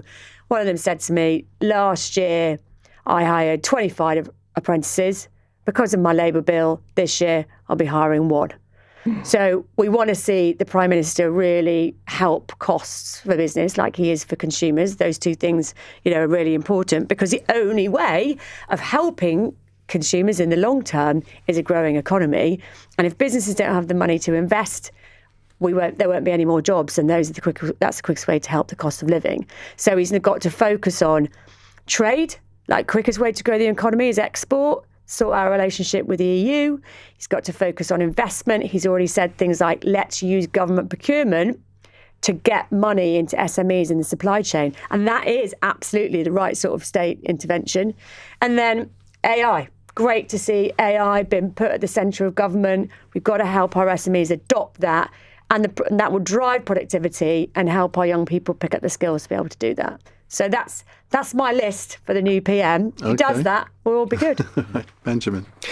I think that when he talks about the mistakes of the last 40 years, I think it's a bit unreasonable to deduce from that, as some papers have, that means going back to the 1970s. I think bearing in mind also, Andy Burnham was sort of the ultimate moderate last time he was in government. He ran for Labour leader to the right of David Miliband. So I think this idea of Red Andy is a bit misleading. But one of the points he's made, and I think rightly so, is that what has changed in the last generation or two is the cost of the basics. So energy, water, and particularly housing. And those things have basically been sold to a few that are now exploiting people of my generation, people under 40, the people that voted in a Labour government. And that is a fundamental problem. When housing way beyond London these days is a half of your monthly salary just to rent a normal place, that is completely unsustainable. And when energy bills and water bills are going up, but the service is poor, and we haven't built a reservoir since 1992, I think these are really fundamental mistakes that should be fixed. I also think, I would like to say I'm from Manchester. I'm actually from Cheshire, so it's a slight exaggeration. You're a bit posh. Yeah, I'll self-identify as a Mancunian, but it's a bit of a stretch. But, when you come from, and I think where are you from? Are you from Doncaster. Yeah. When you come from places like that, aspiration means moving to London, and it means that that's the place you go to try and better yourself, to get a better job, to achieve your potential. And I think that is a real problem, and one of the reasons why how talent is dispersed has been a big problem for economic growth. And you need to be able to get a situation where it makes sense to stay in not just the cities, but many places that are not London and the southeast, because it's no wonder that's where all the growth is then hogged. And I think that is a challenge that faces every city in the UK. I mean, I was talking to there's a Northern Irish politician, an Alliance member, a young guy called Owen Tennyson, and I said to him, well, so at some stage, do you want to come to Westminster? And he said, no, I'm staying here. And I thought, well, good on you. Because London, people think of the bright lights of London, but if it is just all about London, the whole country isn't going to work, is it? No, I think that's fair, but I would say, I would counter Benjamin. I went for, my aspiration took me to Manchester, not London. Okay. And so I went from Doncaster, my first job was in Stockport, and then I kind of moved all around the northwest. And so actually, I absolutely did not want to move to London. I really loved being in the north, where I'm from, working with people that I grew up with. The only reason I came to London was because I was offered a job. Well, actually, I would have been better off staying up there, really, because the cost of living in London is so outstrips the wages. But I came to London specifically because I was offered a job in Parliament, and obviously you can only do that in London. Otherwise, I would still be in the north. But what I would say is actually, there's a couple of things. We can really rebuild the north if we sort out the infrastructure, and it's east to west. We have great cities all across a band east to west. The rail links are atrocious. That would immediately give us a massive, massive boost. I would just say quickly on Manchesterism, given that I did move there. Now, I don't want to reveal my age. I'm so old now. It's just too awful. But when I did move there, it was post-Manchester bomb. The city was regenerated on the back of that. I mean, it was a tragedy, but it sparked regeneration of that city. That city has not been regenerated just since Andy Burnham arrived. They rebuilt the medieval pubs brick by brick. They built the Irby Centre. The Printworks became a great entertainment centre. That was a vibey place to move to long before Andy Burnham had anything to do with it. And that was off the back of investment, obviously because of the tragedy, but also the private sector realising it was a buzzy place to be and investing in it. And I think we really have to understand that growth comes from the private sector, not from the state. And I think Andy Burnham, you say he was obviously right of the Miliband, David Miliband, back in the day, but he is a shapeshifter, and we don't really know where he stands on anything at the moment. And everything he's said to kind of get where he is now is actually very left-wing and is worrying to businesses. And I think that if he wants to make an immediate kind of olive branch to businesses, he would do something on national insurance and do something to reduce the costs of employing young people, particularly 15% unemployment rate for this 18 to 24-year-olds. That is astonishing. That is a whole generation who are going to waste, and that has to be tackled immediately. I've never heard that phrase, shapeshifter, before. Really? I should use that. I usually use people pleaser, because I think that's what there's nothing wrong with that in some ways, but as Prime Minister, you're not going to please all of the people all of the time. Right, more questions in a moment. 8:30 on LBC, time for the news headlines. Who is doing the news today? Matt Hewitt. A court's heard Anne Widdecombe was hit 21 times in the head with a hammer in her home. The man who's accused of her murder has appeared in court and been remanded in custody with a trial date pencilled in for next June. Andy Burnham's told his top team they must give people a sense that help is coming when it comes to squeezed finances. This morning, the Prime Minister announced a tax cut on electricity bills. The End Fuel Poverty Coalition says it's welcome, but doesn't address the scale of what households are facing. And a report says a crush and life-threatening violence were only narrowly avoided when Celtic beat Rangers in the Scottish Cup quarter-finals in March. Police and stewards were injured when fans got onto the pitch and fireworks were thrown at Ibrox. LBC weather. Cloudy in the north tonight with light coastal showers. Clear spells elsewhere, lows of 10 to 17. A little drizzle in the north tomorrow. Otherwise warm sunny spells for most and highs of 14 to 28 degrees. LBC.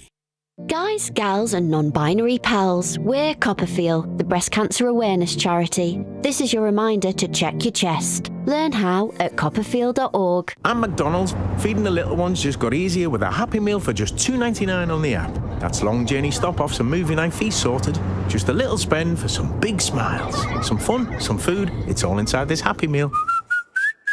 Until the 1st of September from 11 a.m. Only on the app, not on delivery. 1 use per day. A maximum of 4 Happy Meals per redemption. Price may vary. Ever notice how some things are just standard? Traffic on the M4, standard. Meetings that could have been an email, standard. But at Aon, our cars are driving the new standard. The new Aon V has rapid charging, standard. Panoramic glass roof, standard. 8 years servicing, 8 years MOT, 8 years roadside assistance, and up to 8 years warranty. Also standard. Thanks to our great 8 promise.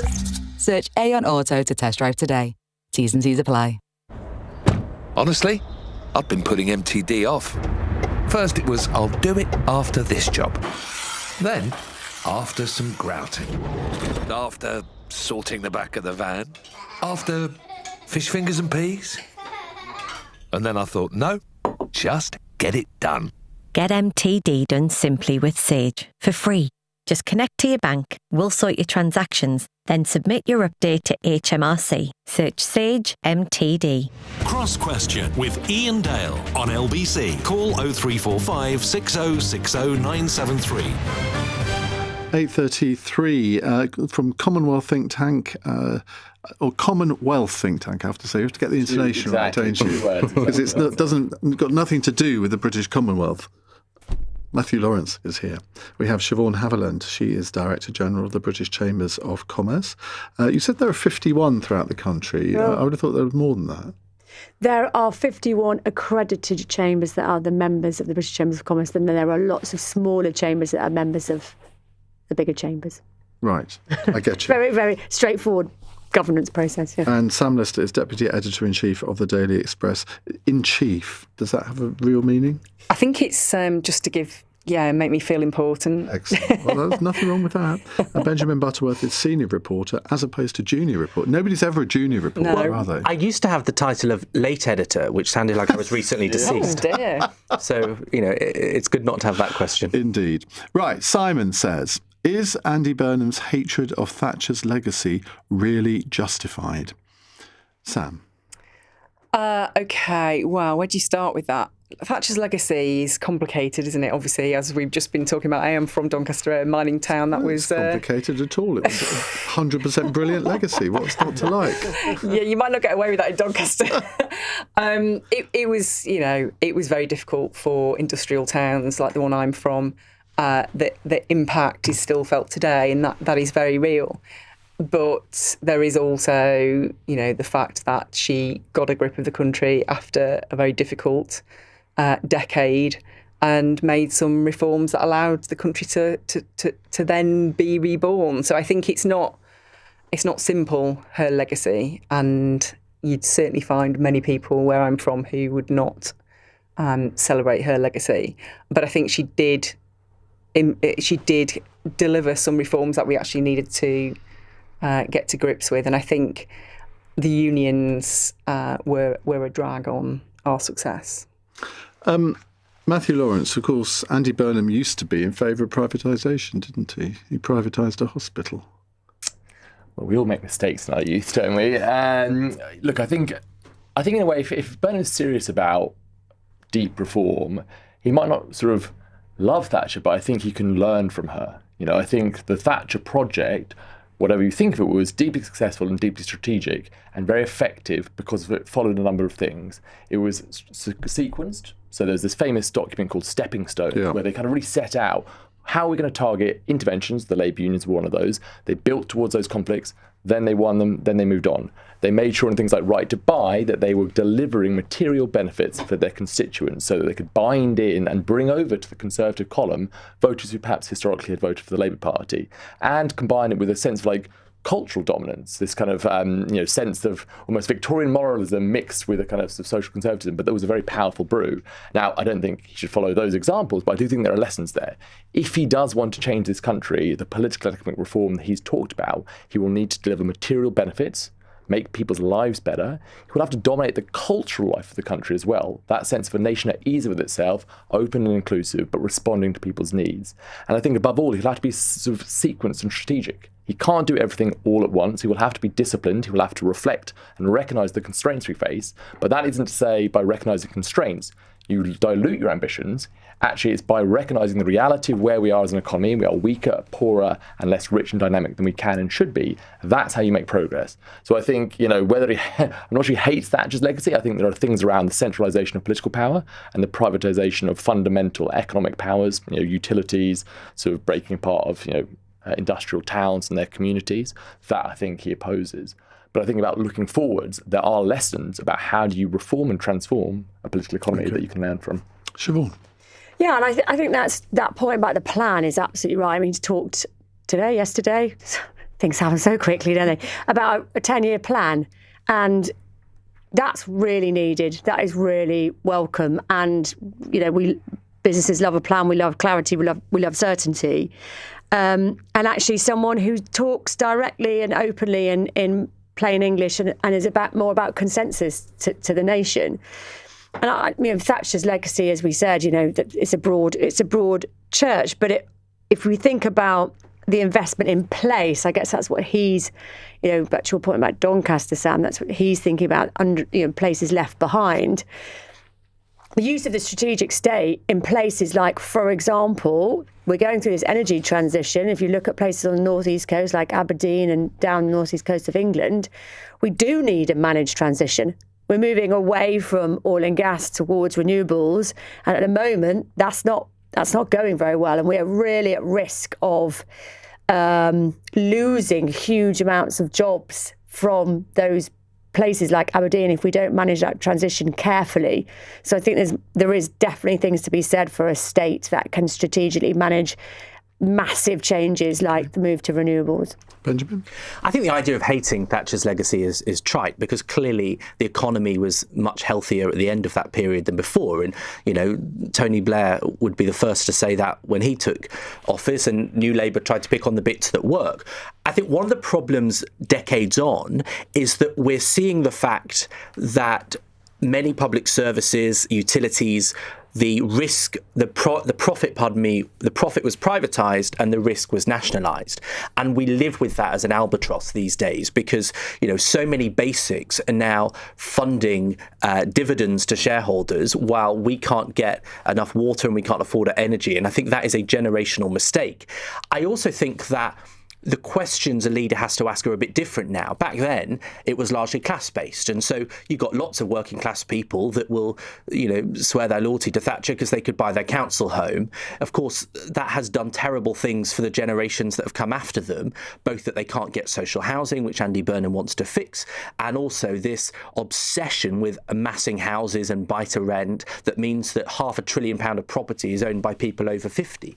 These are significant mistakes that now mean that I think the question has changed to generational inequality and geographical inequality, and those in many ways have been caused by some of the downsides of Thatcherism. I just want to jump in because, not least we've been told let's have it, but I read something today which was really interesting, and maybe the panel can have a guess, but Thatcher in the 80s, the North Sea oil as a contribution to GDP went from, in the late 70s, about 1%, less than 1% of GDP, to by the mid-1980s, what share of GDP was suddenly coming on tap, entirely due to sort of past investment. It was 15. Wasn't that high? That's always annoying. It was 5%. And I was going to say 4, but then I thought it's going to be way out. Well, that's a 500% increase. Exactly. And also there was the liquidation of large amounts of nationalised industry. Now, some of those shouldn't necessarily... This idea about water privatisation, it was done for... my memory is it was done for totally different reasons for those that either of you are putting forward. It was privatised, not... We can't have competition in water, clearly.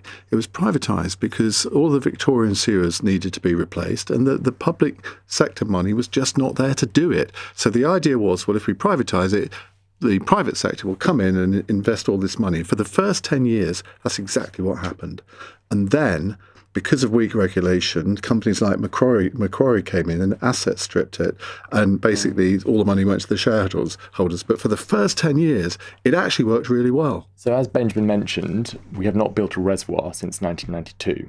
The year the water industry in England and Wales was privatised, 1992. Now, there are problems with our planning system that blocks that, but I think the more fundamental thing is that it goes back to, again, let's not be ideological, let's think about the nature of the good or the asset that we're talking about. In water, you are building things which have a maturity sort of timeline, which is often 100 years. The reservoirs being built today will outlast all of us listening to this and on this panel today. And the type of investor that is well suited to match that is actually often the state. The state will, again, it's a permanent institution, one hopes. And so there are economic reasons why you have public ownership of assets like water, energy networks, why the state is typically involved in providing housing, not because it's, Germany or France or maybe the French, are more ideological. It's just that there's actually rational economic reasons. Now, we did have an experiment in the 1980s and 1990s in areas like water to say, well, maybe privatisation will induce investment levels, it'll induce competition, it'll bring down bills. But I think any reasonable person can say, well, that's not worked. And rather than being the ideological people now are those who are committed to a status quo, which is clearly and manifestly not working in a number of sectors. And so I think we should just be moderate and respond to the facts. I think my worry with it all is that he's framing this as an argument against Thatcherism. Well, Margaret Thatcher, she did die quite a long time ago. She has been out of office for an awfully long time. 35 years. He was in power in the intervening years. And I just find it quite odd that he frames this debate as it, he's arguing with a dead woman. Let's be right about it. It's a really odd way to set out your vision, to be arguing with ghosts. And I think given that we are in the position we're in, and I am actually pleased to see that he did make artificial intelligence a big part I'll tell you of his what, appointments. I'd like to see an AI debate between Margaret Thatcher and Andy Burnham.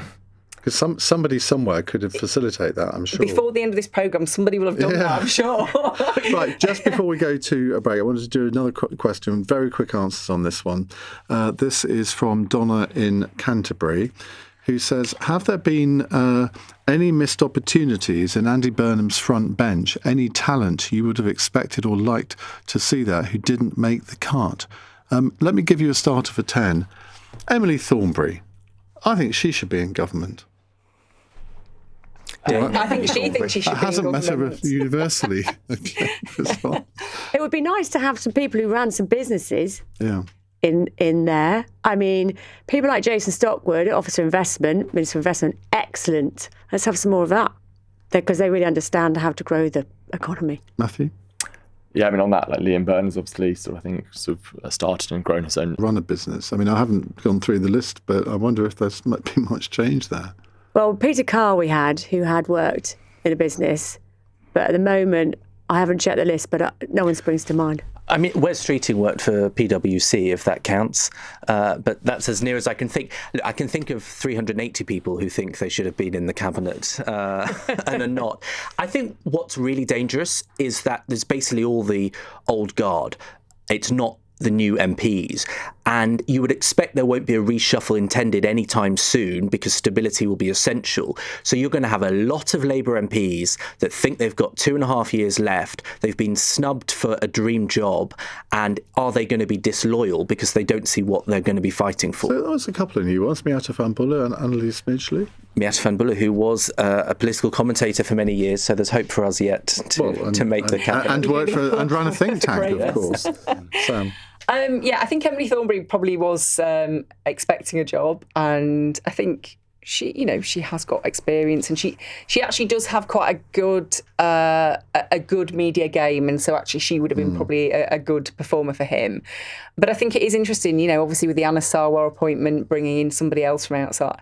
I do think it's there's not much reaching out across the divide there, is there? The clear out of the Starmerites, the bringing in of somebody else from outside Westminster when you've got this big pool of MPs who you would hope were all, so supremely talented that you can barely, walk without tripping over somebody who should be in there. But, I mean, I hate to be cynical, but obviously it was Anna Sarwar who was one of the people that kicked all this off, wasn't it? It does look like rewards for the coup, doesn't it? And I think that's a bad look. That's politics. 8:46. LBC. Imagine sweeping through green fields, floating 5 feet above ground, sun on your face as you slide by on track to your destination. Not a care in the world as you simply lean back. And before you know it, you're there. This is how travel should feel. And on our trains, it does. Avanti West Coast. Feel good travel.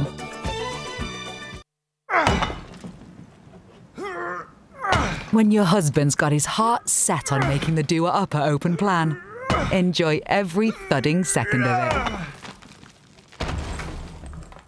Yes! Be a step ahead with Barclays Premier, with our exclusive mortgage rates. Barclays, backing your future. Eligibility criteria apply. All mortgages are subject to application, financial circumstances and borrowing history. T's and C's apply. New Barclays mortgage applications only. What you're hearing is real. The aliens have landed and they have something to say. Take us to your dealer. Just 0.9% APR on every new Mini. They just want to go to a Mini retailer.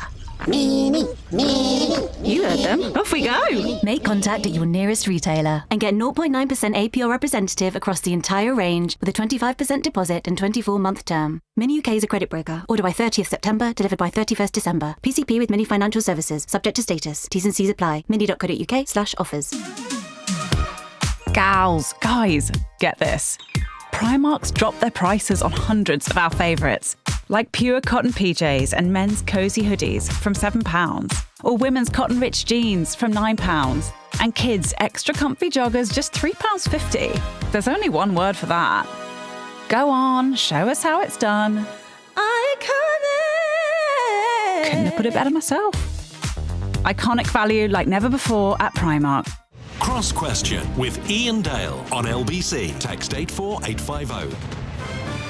8:48 on LBC. Matthew Lawrence, Siobhan Haviland, Sam Lister and Benjamin Butterworth here answering your questions. Here's one from Martin. Is this musical chairs system of appointing ministers really working? Personally, I agree with the US system. The Energy Secretary has a background in the field and is not a politician, and it's the same for most other government departments. Well, of course, Nigel Farage wants to bring in lots of people from outside to be ministers in a possible future reform government. Benjamin, what do you make of that? I mean, it's clearly a good point, but I suppose the counter to it would be that at Secretary of State level, you're looking for someone with political skill. I suspect, dare I argue, that Keir Starmer shows us that being a hard worker and studious isn't enough. You have to understand politics. And secondly, maybe I'd ask this, to you, Siobhan, that if you work in business, if you're a chief executive, often chief executives go from, completely different companies. The skill is the ability to manage and delegate and have vision and strategy. And surely that is fundamental. It's one of the reasons why I think Wes Streeting will actually be very good in defence, because that was his real skill in health. And so he's good at complicated areas. I think that's probably the argument in defence. I mean, I would agree with you about leadership talent. But honestly, if you ran a business like we've been running the country, you were in bankrupt a long time ago. Like, new CEO every year who had absolutely no idea about the business you're running, you would never do that.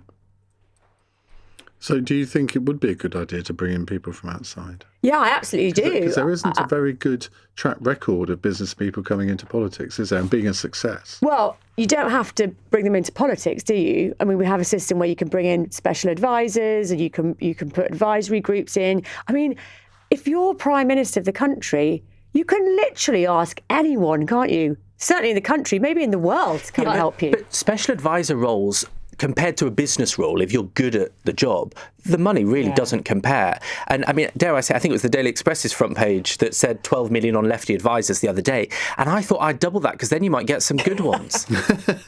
Like Matthew. 24 million, yeah, sure. I'll take that.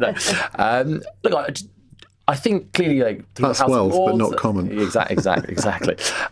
Solo wealth. No, we have civil servants, and we have the machinery of government is there, but politics is ultimately about deciding and about values and about vision. And we mentioned Miatta Fawn Buller, and actually, she is someone who's worked in government and politics and a think tank, as you mentioned, but she is a deeply dedicated, serious person who's thought very hard about these questions and is deeply rooted in the community she represents. And that's the kind of thing you want. And that is actually, it's a real skill, it's a craft, and it's a vocation. And they don't always get it right, but I think defending politics as a calling, because it can be a messy business, but also it is ultimately something where we do want politicians, not business people, I think, deciding how we live together as a country. Sorry. Just on that, she was sitting in that seat, in fact, I think last Tuesday on this programme, and I didn't know this, but she came to this country at the age of 7, not speaking a word of English. And I'm thinking, what a role model.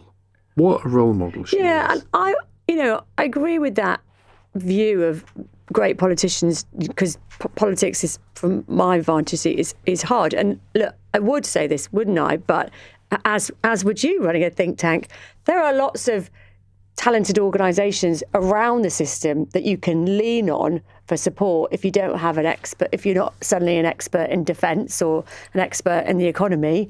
We're here to help. I think I would actually agree with Matthew. I think you cannot underestimate the importance of politics as an art form. And I think what I would also like is to bring business people in, because I think obviously Labour as a party, as a government, really suffers from its lack of institutional knowledge of how business works and how it reacts to the tax changes it imposes, to the regulation, all that kind of stuff. It clearly has a massive blind spot for that, and we've seen the impact of that. But I would just point out, Keir Starmer, as you said, hard work is not enough, good intentions are not enough. I think the thing with, and actually we saw this with Rishi Sunak, he's probably a better example on the more business side of it. He was a high flyer who knew how to make things happen in his field. And he arrived and he was parachuted into a really safe seat, and then he kind of rose up the ranks really quickly.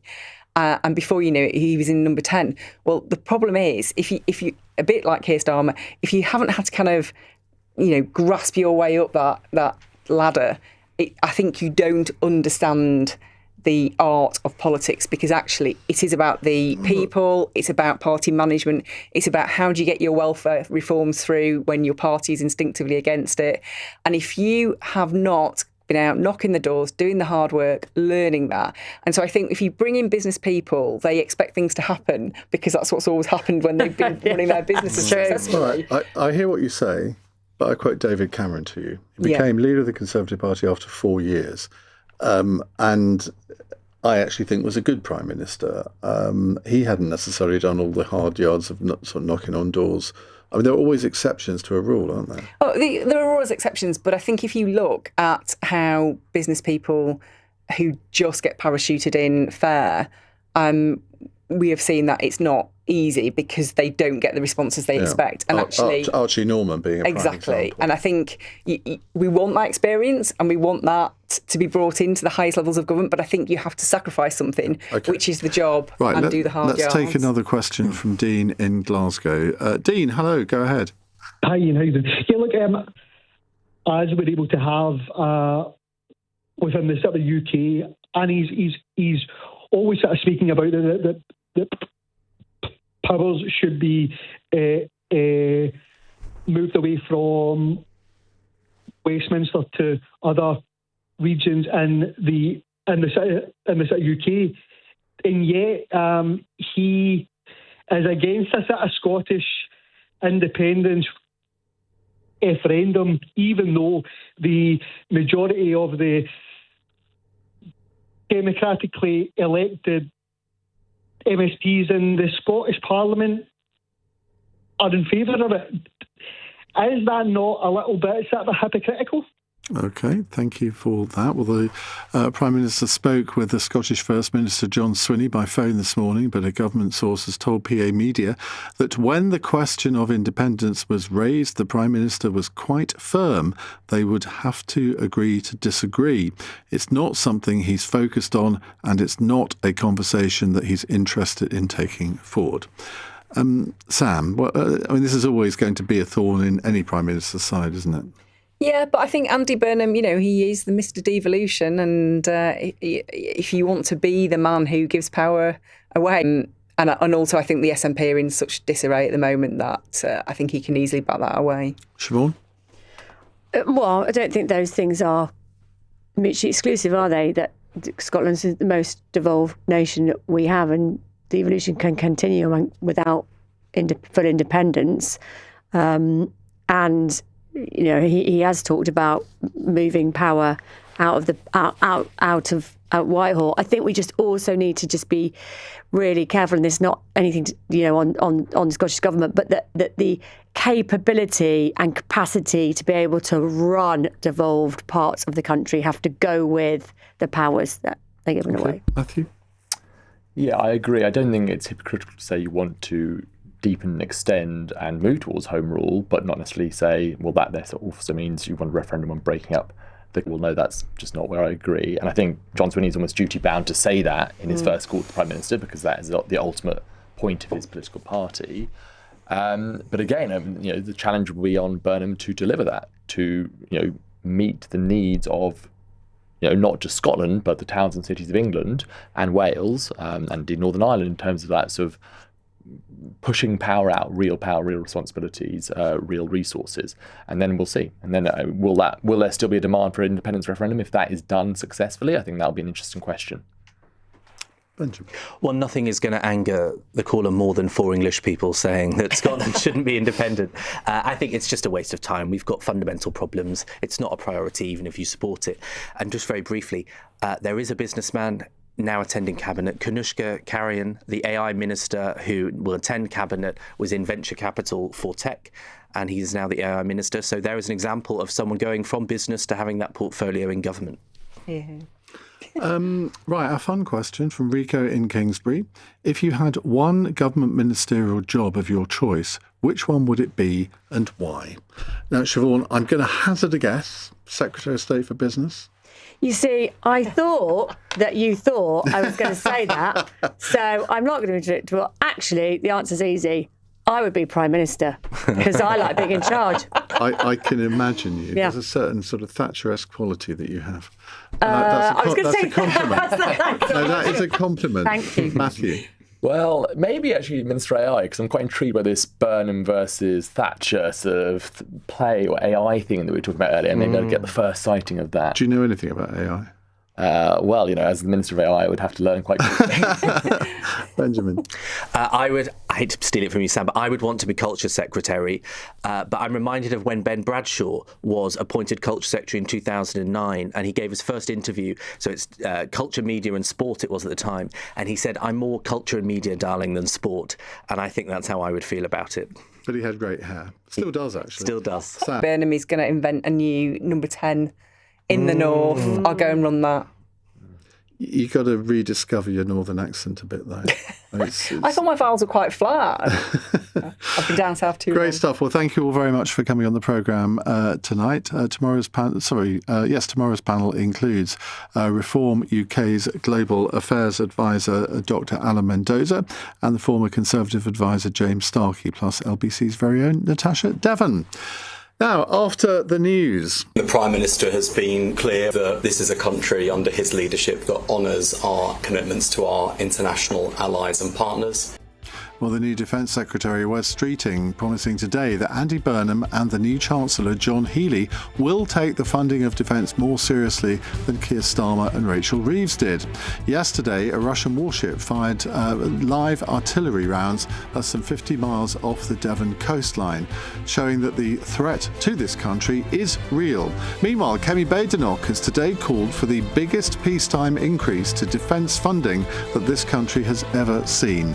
Should Burnham go that far? And are you convinced by Wes Streeting's claim that the new Prime Minister does get the need to get our armed forces up to scratch? On your radio, on the LBC app, and Play LBC. leading Britain's conversation, this is LBC.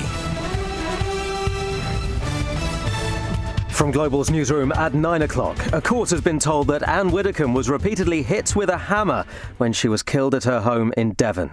28-year-old Joshua Kerry from Rotherham, who's charged with murder, has appeared at the Old Bailey. He's due back in court in October. LBC's Thea Rickard has been following developments. Courts also heard more about the circumstances around the former politician's body being found the day after it's believed she was attacked. The prosecution said that when the former politician had not turned up to a scheduled TV interview, the show's production team contacted her personal assistant, who then asked the family's gardener to go and check on her. Prosecutors said that was when he found the 78-year-old lying face down on her kitchen floor with serious head injuries. Andy Burnham's promised a cost-of-living government in his first full day as Prime Minister. His team's insisted a VAT cut he announced for electricity bills in England, Scotland and Wales is fully funded. Richard Newdegg from comparison site Uswitch isn't sure it'll revolutionise anyone's finances. Big structural decisions need to be made to make sure that households really feel it across their budgets as a whole. But I think it has to be welcomed because energy bills are tough for people, and the winter ahead, particularly given those upward pressures on wholesale pricing. It's being reported Anas Sarwar will quit as the leader of Scottish Labour. We're hearing he'll be made a peer, so he can be a minister at the revamped Department for Business, Innovation, Science and Trade. Mr Sarwar called for Sir Keir Starmer to step down as Prime Minister in February. The new Prime Minister is said to have approved the use of UK bases for some US strikes on Iran. It comes as Donald Trump suggests America is far from finished in its war. So if we left right now, it would take Iran 20-25 years to rebuild. But we're not leaving right now. So we've had a big impact on Iran. The US Defense Secretary says the war has cost $37 billion so far. And a father says his 16-year-old son's murder in North Ayrshire has left his family devastated forever. 3 teenagers have been jailed over Caden Moy's death on Irvine Beach last May. In the city, the FTSE 100 closed up 61 points at 10,585. The pound buys $1.34 and €1.17. LBC weather, cloudy in the north tonight with light coastal showers, clear spells elsewhere, lows of 10 to 17. A little drizzle in the north tomorrow, otherwise warm sunny spells for most, highs of 14 to 28 degrees. From Global's newsroom for LBC, I'm Matt Hewitt. This is LBC from Global, leading Britain's conversation with Iain Dale.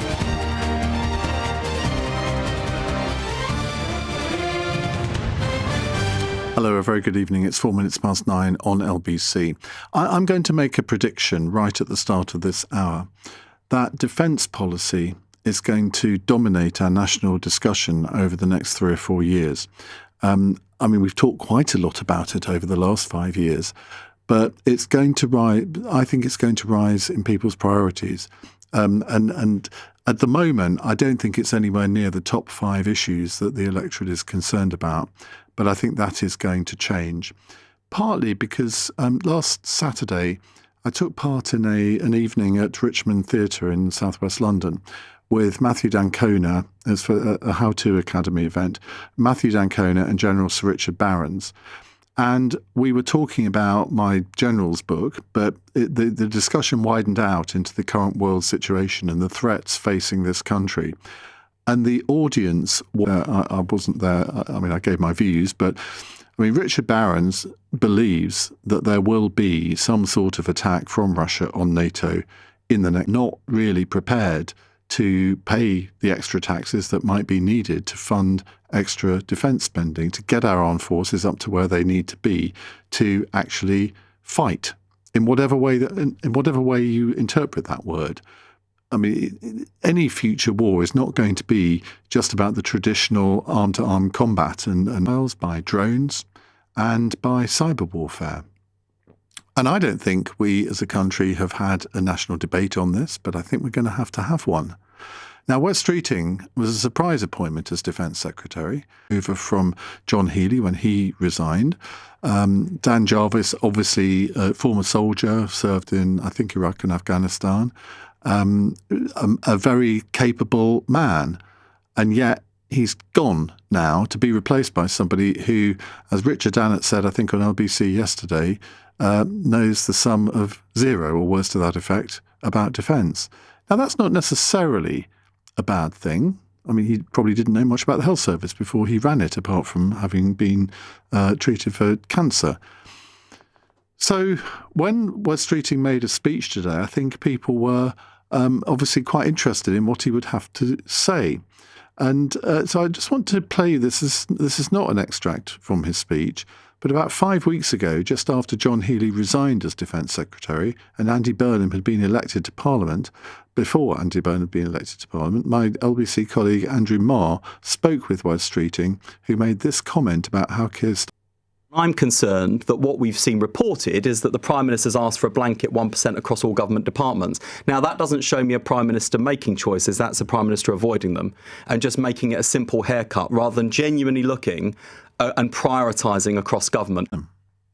I think the Prime Minister has been clear and will continue to do so that this is a country under his leadership that honours our commitments to our international allies and partners. He recognises both the challenge of current threats this country faces, but also the evolving nature of those threats and the need to invest in defence.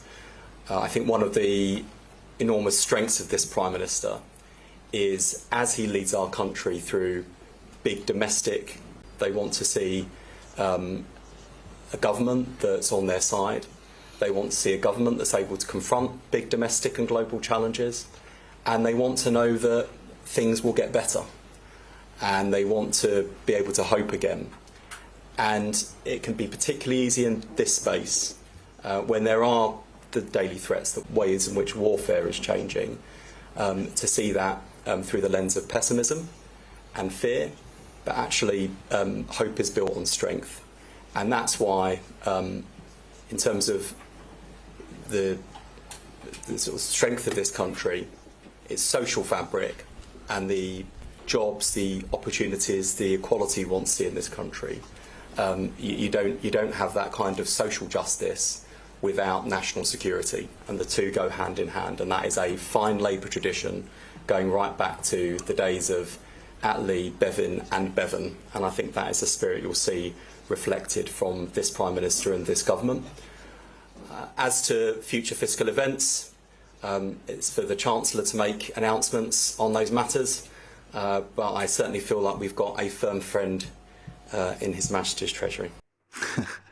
That was an interesting comment, wasn't it? Because, of course, it was John Healey who resigned over the fact that Rachel Reeves in the Treasury as Chancellor wouldn't provide the money for the Ministry of Defence. So we will watch that with interest. Now, meanwhile, at the Farnborough Air Show, the Conservative leader, Kemi Badenoch, also gave a speech focused on defence spending.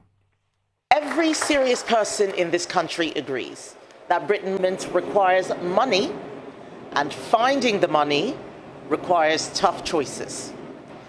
For decades, Britain spent the peace dividend that followed the end of the Cold War over defence. We looked away from Georgia and Crimea and hoped they were anomalies. But when Russia launched its full-scale invasion of Ukraine, 1 in every £7 spent by the government went on health and welfare. Today, it is 1 in every £3. This is not sustainable. It's not true. And if Britain were suddenly to be at war, it would become very obvious very quickly. We cannot afford for that to happen. Our new Prime Minister entered office yesterday. He inherited a defence investment plan which is badly underfunded and over which the former Defence Secretary, John Healey, resigned. John Healey is now the Chancellor, and I hope he will find the funding for defence spending to reach 3% by the end of this Parliament. So that's the question I'm going to ask you. Is Kemi Badenoch right that we need the biggest peacetime rearmament programme in this country's history? Well, if she is, and you think she's right, where's that money going to come from? Because we're talking about tens of billion defence of the country. 0345 6060 973. And what do you make of Wes Streeting's appointment? Let's talk to Colonel Simon Diggins, former British Army officer who's now a defence and security analyst and also a contributing editor of the Defence on the Brink campaign group. Simon, thank you for joining us on LBC tonight. First of all, your reaction to Wes Streeting's appointment, because it certainly hasn't gone down well in some quarters in the MOD, has it? Good evening to you. Some people have been surprised by it. I take a slightly different view. I think there's sometimes a fresh set of eyes would be helpful in dealing with the MOD. The MOD has a way of capturing people, capturing its senior officers, capturing its officials, and they often can get blinkered about what is actually going on. So a fresh set of eyes would be helpful. And in terms of his experience, given that the challenge is going to be about resource and negotiation with the Treasury, it is worth noting that Wes Streeting has a very good record as a shadow minister, select committee. So I think there's an element there where he'll be the right person for it. The third strength he's got is that he's regarded as a people person. I don't just mean about how he gets on with his immediate subordinates, but actually recognising the importance of people. And at the end of the day, the armed forces essentially is about, can we help our service personnel to feel that their country trusts them and they've got the weapons, the people and everything that goes with it. That is about trust. And making sure that they're looked after properly. And I think Wes Streeting will do very well in those things. Yes, he doesn't have any direct military experience, but I think actually in terms of those challenges he's got, I think he actually might well do a very good job. So what about the wider picture? I mean, Kemi Badenoch was very blunt in what she said there about the biggest peacetime rearmament programme ever seen in this country. Quoted from Journalist Richard Barrons is correct. You may recall before we had the Defence Investment Plan, that there was this huge 1 year delay plus for it coming out. The figures then were talking about 28 billion. We eventually got a figure of 13 billion. Then it became 14 billion. So there's a deficit in terms of, if you like, the current extant programme. There's another bigger deficit, which actually is reorganising our defence to deal with the challenges of the new warfare. And we've seen that new warfare both in Ukraine, but also in the Iran, Israel, America conflict, and the kind of weapon systems being used. And you yourself talked about the kind of missiles and drones that we might need to cope with. And we're a country which does not really have an effective ground-based air defence at the moment, and they may well be our major threat. So we're a long, long way to go. So, I mean, I don't exaggerate the importance of defence. I also recognise the kind of opportunity cost issue, that any money you spend on defence could be spent on another 10, 20 different things that could also use the money. But I think at the moment, I think the analysis with that the number one priority of our country is its defence is correct, and therefore the money and the resources and the necessary reprioritisation needs to follow on. I hate comparisons with the 1930s because generally they're lazy comparisons. But in the I'm now going to make one. But in the 1930s, the British public were not interested in rearmament. They didn't see the Nazi threat in the way that some political leaders did, like Winston Churchill. Many politicians in the House of Commons didn't. And then when the threat really did become real, it was almost too late. Now, do you fear that we are in danger of history repeating itself because the general public have not been led by our politicians, or indeed, I would say, by the military, to understand the threats that face this country at the moment? So do you think there needs to be almost a massive campaign to persuade people of the merits of spending more money on defence, saying this is not warmongering, this is defence-mongering? Yeah, I think that's right. I think that we're also a different sort of democracy from where we were in the 1930s. We're a lot more educated, a significantly higher number of people who have got degrees, etc. So I think the idea that you can just sort of leave it to the grown-ups to get on with it no longer exists. And I think we have to go very hard to try and persuade people and make sure they understand that the threat is already there. Two of your journalistic colleagues last year at an event I was at, where they were asked was, when will World War III started? Both of them completely independently, and these journalists, not so warmongers or defence mongers, said that World War III has already started. I think trying to get that message across to people that when we see things like these just below the threshold activities of the Russians, whether it be sitting submarines over our cables, the ship firing, doing a live fire exercise 40 miles off the coast of Britain yesterday, when we have jamming going on when our aircraft are flying close to Kaliningrad. These are all aggressive moves by an enemy who are testing us the whole time, trying to see where our weaknesses, see where we're going to react, and also testing the alliance which holds us all together. So I think we're in that position already. But the trade-offs, these painful trade-offs that might be necessary, I think also will need to be explained to people from there. Though interesting, I think people get it. I mean, when you talk about some of the more extreme versions of the kind of the welfare state, people all nod wisely and say, this is absolute rubbish. What we need to do is kind of combine those two things. Say, look, in exchange for, shall we say, revising the way in which the Motability Scheme works, as an example, that money will then be put across to defence. People will get the connection from there. And then the really big one is, if defence really is our number one priority, can we persuade the public that actually to raise taxes? I know it breaks their fiscal rules, but you can't have a fiscal rule to actually stop a bullet. If we are actually about deterring Russia and we need the money, is this not the time to say, I know what we said in terms of fiscal rules, but actually we need to raise our taxes because we need to put it to defence. In other words, hypothecate that tax rise to defence. Be a big ask, but that might well be the kind of bold move a new government could make. Simon, good to talk to you. Thank you. That's Colonel Simon Diggins there. Right, we'll come to your calls in a moment. Do you believe that Kemi Badenoch is right when she says that Britain needs the biggest peacetime rearmament programme in our history? I don't really want to go down the road of sort of people say, oh, Iain, you're just warmongering. I mean, I can happily defend my position on this. The last thing I want is to see this country go to war with anybody. But we all know that wars happen, and they only happen when countries are weak in their defences, because then the aggressor feels that they can be in a position to invade. And I'm not talking about a ground invasion of the United Kingdom. But when you listen to the War Game podcast, or when you see the TV dramatisation of that coming in September, it is going to frighten the life out of you. I can assure you of that. Looking forward to your calls. It's 9:20. Ben Kentish from 10 p.m. Andy Burnham hits the ground running with a day one announcement on energy bills, but there's some early criticism from a close ally of Keir Starmer. The Tories, meanwhile, are attacking him for putting a convicted fraudster back into the cabinet. But is that really fair? Tonight we'll have the very latest, plus your reaction to another action-packed day in British politics. Ben Kentish from 10 p.m. Listen on our free Global Player app or the LBC app. Pick up more sun cream.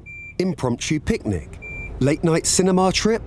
Do more this summer. Hop on and off with the Weekend Hopper. Get unlimited weekend bus and tram journeys for £1.75 per day every Saturday and Sunday from the 25th of July. Plan your journey with the TfL Go app. To the Mayor of London and TfL, every journey matters. Offer valid from 4:30am on the 25th of July until 23:59 Monday the 31st of August. Always use the same card or device when touching in. For more information, search TfL Hopper. When you're smiling. Banning Dental Group clinics with over 5,000 top-rated Google reviews.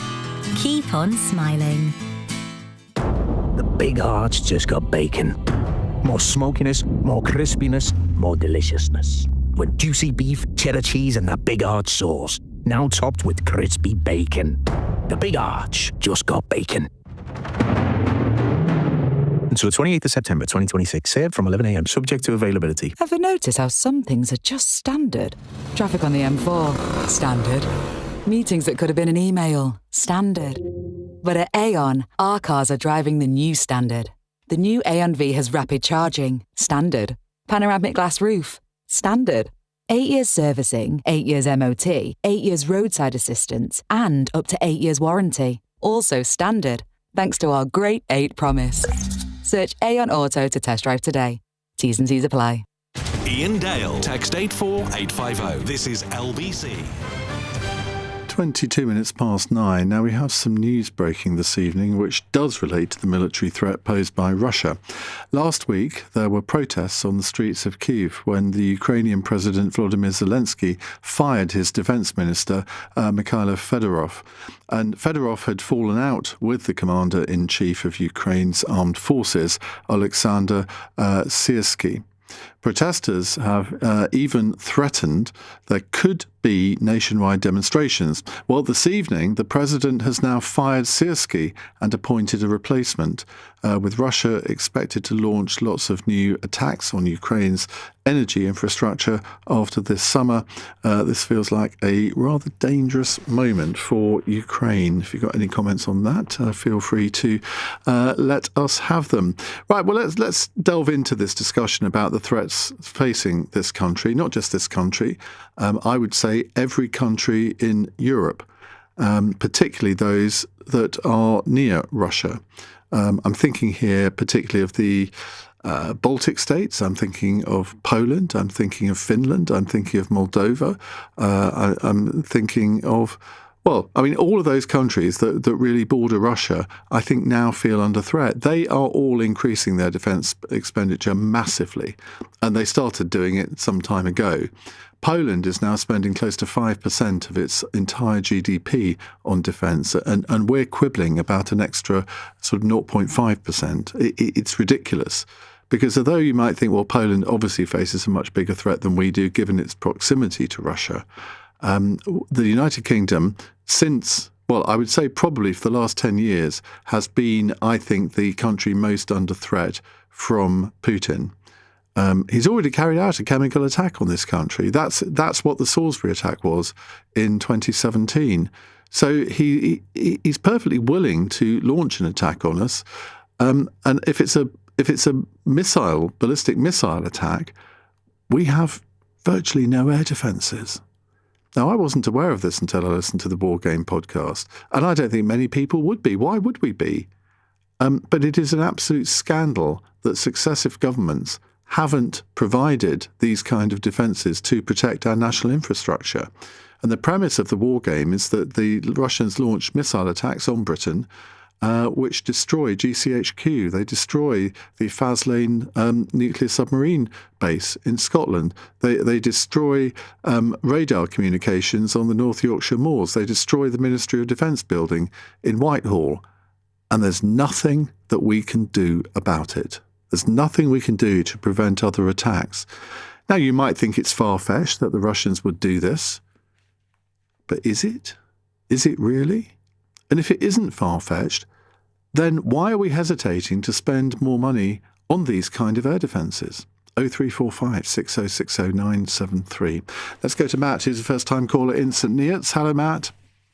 Hi, Ian. Good to speak to you. Hi, what would you like to say? Yeah, I've got a bit of concern about the way the debate, not on this show, just in general, is being framed around defence expenditure. It's being followed down the route of new kit, so that's drones, money into future development of hypersonic missiles, that type of stuff, the bleeding edge type of technology.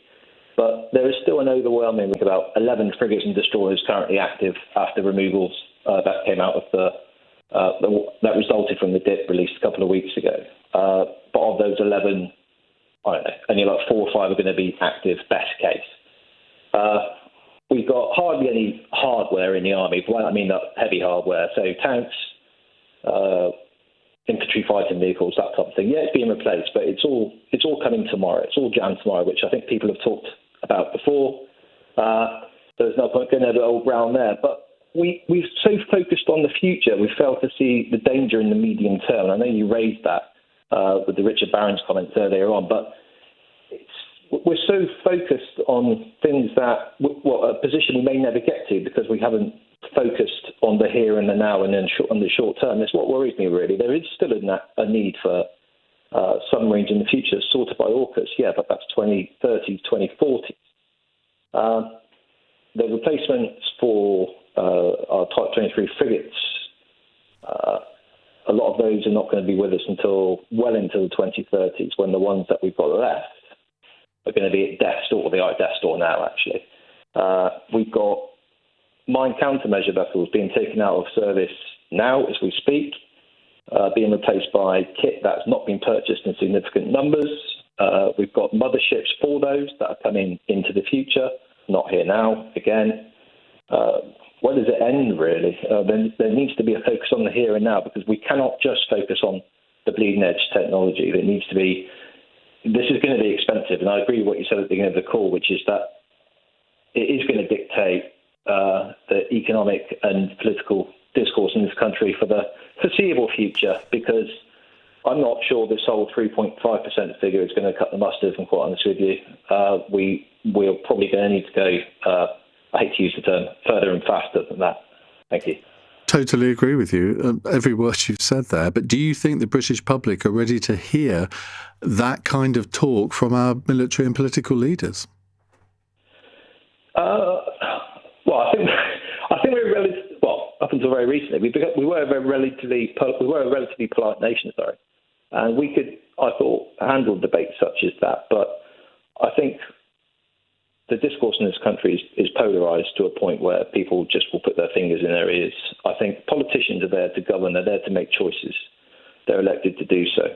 It's not necessarily the case that people have to be convinced and taken along. There needs to be a political consensus amongst the leading parties where defence is recognised as a national priority, and it's effectively too important for the electorate to be involved in.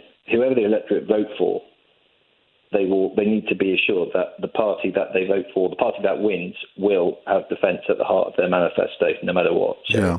That's my approach. And I would like to think that, James Cartledge is the Shadow Defence Secretary. I would like to think that he and Wes Streeting could actually work together on this. I don't think have Reform got a defence spokesperson at the moment. I don't think they have. Well, it's not vocal if he's in place. Yeah, well, I mean, they certainly need to get somebody because, as I said at the beginning, I think this is going to dominate our national debate. And I think, I mean, that's one good thing about Wes Streeting is that he's a good talker. He can explain things in ordinary people's language. I know that sounds a really weird thing to say, but you know what I mean. He's not some highfalutin politician who speaks in language that most people can't really relate to.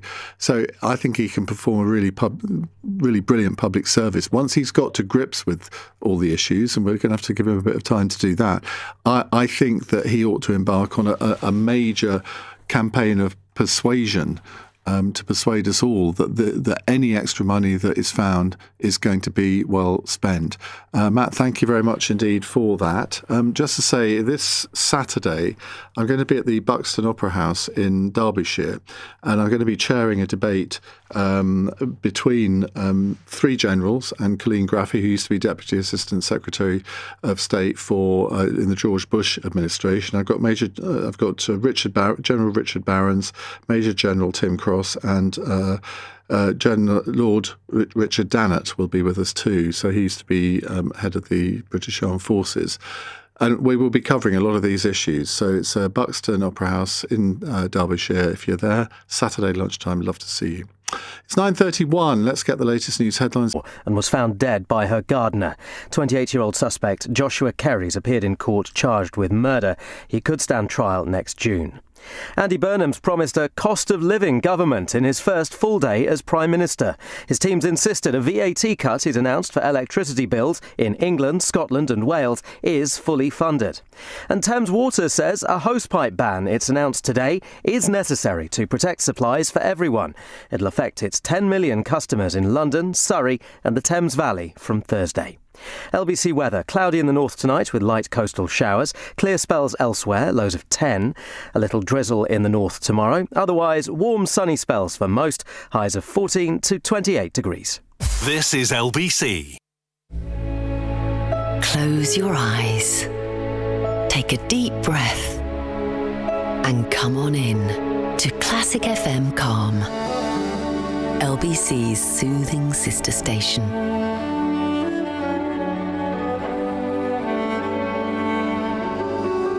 Find peace in the music with Classic FM Calm. Listen on Global Player or ask your smart speaker to play Classic FM Calm. Pick up more sun cream. Impromptu picnic. Late night cinema trip. Do more this summer. Hop on and off with the Weekend Hopper. Get unlimited weekend bus and tram journeys for £1.75 per day every Saturday and Sunday from the 25th of July. Plan your journey with the TfL Go app. To the Mayor of London and TfL, every journey matters. Offer valid from 4:30 a.m. on the 25th of July until 23:59 Monday the 31st of August. Always use the same card or device when touching in. For more information, search TfL Hopper. What you're hearing is real. The aliens have landed and they have something to say. Take us to your dealer. Just 0.9% APR on every new Mini. They just want to go to a mini retailer. Mini. You heard them. Off we go. Make contact at your nearest retailer and get 0.9% APR representative across the entire range with a 25% deposit and 24-month term. Mini UK is a credit broker. Order by 30th September, delivered by 31st December. PCP with Mini Financial Services. Subject to status. T's and C's apply. mini.co.uk/offers. When you're smiling. Banning Dental Group clinics with over 5,000 top-rated Google reviews. Keep on smiling. The big arch just got bacon. More smokiness, more crispiness, more deliciousness. With juicy beef, cheddar cheese and that big arch sauce. Now topped with crispy bacon. The big arch just got bacon. Until 28th of September 2026. Served from 11 a.m. Subject to availability. Iain Dale on LBC. 9:34 on LBC. Mark says, I think even if Russia attacks NATO, a big part of the population still won't see defence as a priority issue, especially those young enough to be expected to fight if it came to that, myself included, I think. I think you're probably right on that. I think we did a phone in some time ago saying, would you fight for your country? And quite a few younger people phoned in and said, well, I wouldn't fight for Estonia, but I would if I thought that we were about to be invaded. Now, that's an understandable position in many ways, but collective security does mean just that. an attack on one is an attack on us all, and there is a certain logic to that, isn't there? But I think that, as I said, there would have to be a major campaign of persuasion. Let's go to Ian, who is in Darlington. Hello, Ian. Good evening, Ian. Always a pleasure to speak to you. Well, and you. Two things. So the first thing I told your researcher about was everyone's talking about increasing the defence budget, offensive weapons and everything. Nobody's talking about what my dad used to call the shield part of the sword and shield, civil defence. Because if, and God forbid it never happens, if we go to war with Russia, they will undoubtedly do to us what they've been doing to Ukraine, and we can expect ballistic missile attacks against our cities. Now, back in the 30s, my dad said, the first thing my granddad did in 1939 was he went, got an Anderson shelter and built it at the end of the garden because he knew that the town they lived in at the time was going to be carpet bombed by the Germans. And it was. And they were safe because they had a shelter. Where are the people looking up, building anti-bomb shelters? I hate to say it, gas precautions in case the Russians decide to use chemical or biological warfare. Where is the what's the word I'm looking for? Where is the urgency in getting defence in this country? My dad, as I say, was in the RAF from 44 to the mid-50s. His job in the early 50s was to schlep around all of Essex, going to all the anti-aircraft batteries and fixing and calibrating their radar, and there were dozens. Literally, London in the early 50s to the late 60s was surrounded by a ring of steel. Firstly, anti-aircraft guns, then anti-aircraft missiles from the mid-50s onwards.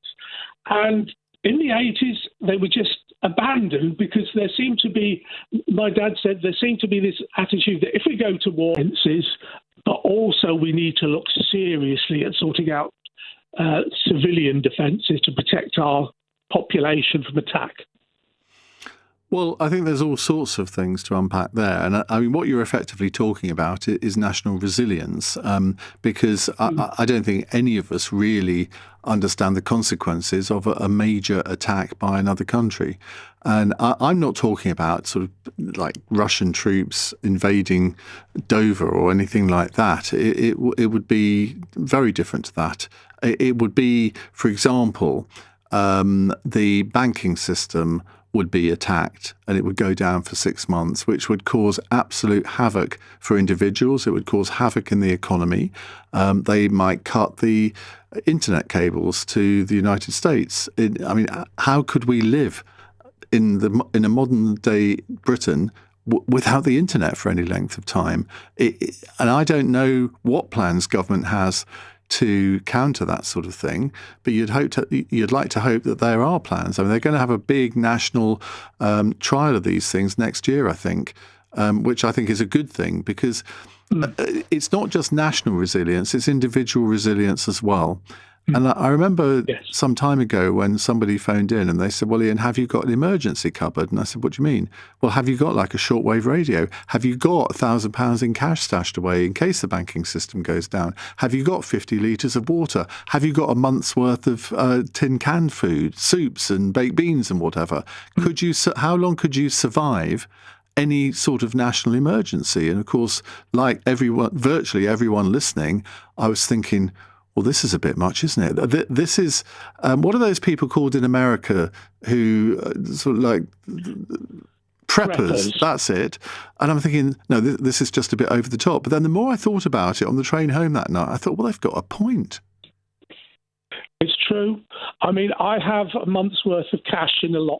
I have a month's worth of toilet paper, tinned food. I have a little Calagas stove in case the power goes down and battery powered light. I must admit, Ian, after what happened during the pandemic, I thought to myself, no, take care, keep an eye out and be prepared. Yeah, and you're absolutely right. The only thing that I've done, in fact, I haven't done this, my Christmas present, I don't know whether to reveal this, my Christmas present from my partner was a shortwave radio for our emergency cupboard. But we actually haven't got a spare cupboard for emergencies. But that's the only thing that would go in it if we had one. I'm joking about it, but actually it's very serious. We should all think about these things, because as the threat becomes more real, we'd be fools if we didn't, wouldn't we? Yes. Well, I'll just say one more thing, Ian. As I say, I live in Darlington. A number of times I've had RAF jets fly over, heading out to the North Sea because a Russian jet has been nosing around our airspace. That happens on a weekly basis. Yeah. Weekly basis. So I think we all need to be prepared. Ian, thank you very much indeed. Gareth texts, Russia has fought for the past 4 years and still hasn't defeated Ukraine. How are they going to attack NATO with any serious prospect of success? I think you misunderstand what this attack would mean. I'm not talking necessarily about any sort of big invasion, but even a minor incursion into one of the Baltic states, for instance. That would trigger Article 5 of NATO. Now, I have little doubt that America would not come to the aid of whichever Baltic state it was. But if Britain, if France, if Germany didn't go to their aid, NATO ceases to exist at that point. And that's why I think an attack, some sort of attack on a NATO country, like from Russia, I think is almost inevitable, because it would also distract from this floundering war in Ukraine, which we kept being told by all the so-called experts that Ukraine couldn't possibly hold out against Russia for much longer. That was within a few months of the invasion happening, we were told that. Well, it is 4 years hence now. 1,000 Russian soldiers are dying in Ukraine every single day. And then we'll get somebody like Nick in Ilford phoning up to say, oh, yes, Ian, but there's lots of Ukrainians dying as well. And this is what we are going to be up against in the next few years. I think the Russian propaganda machine, which has been very effective, I think, in recent times, the Russian propaganda machine will really crank up its operations. And we in the media are going to have to be very careful to make sure that we don't fall for this propaganda. And that we don't, I'm not saying that we can't have people on the programme who aren't going to say, well, I don't think we should fight a war, etc., etc. That's fine. But if we continually get a stream of people like we did after the Russian invasion of Ukraine, effectively calling black white and calling Putin a peacemaker, well, they're not going to have a very easy time to get on my programme, I can assure you. Let's take a couple more texts before we go to a quick break, and then we'll come to more of your calls. Martin says, re-defence, how about killing two birds with one stone? Recruit the NEETs to increase our defence forces, give them work experience and reduce the welfare bill. That sounds a very simplistic solution, but I think there is something in that. I don't believe that we're going to need conscription, but I think we could set up some sort of voluntary system, as they have done in several other countries actually in recent years, where people who are not in education, employment or training could volunteer for this. They would be paid to do it, but I think that is a good suggestion. And somebody else here says, I know the BS is that no one understands anything about anyone, but I happen to think I know my relatives extremely well. I've no idea what that text is supposed to mean, but there we go. One always slips through the net, doesn't it?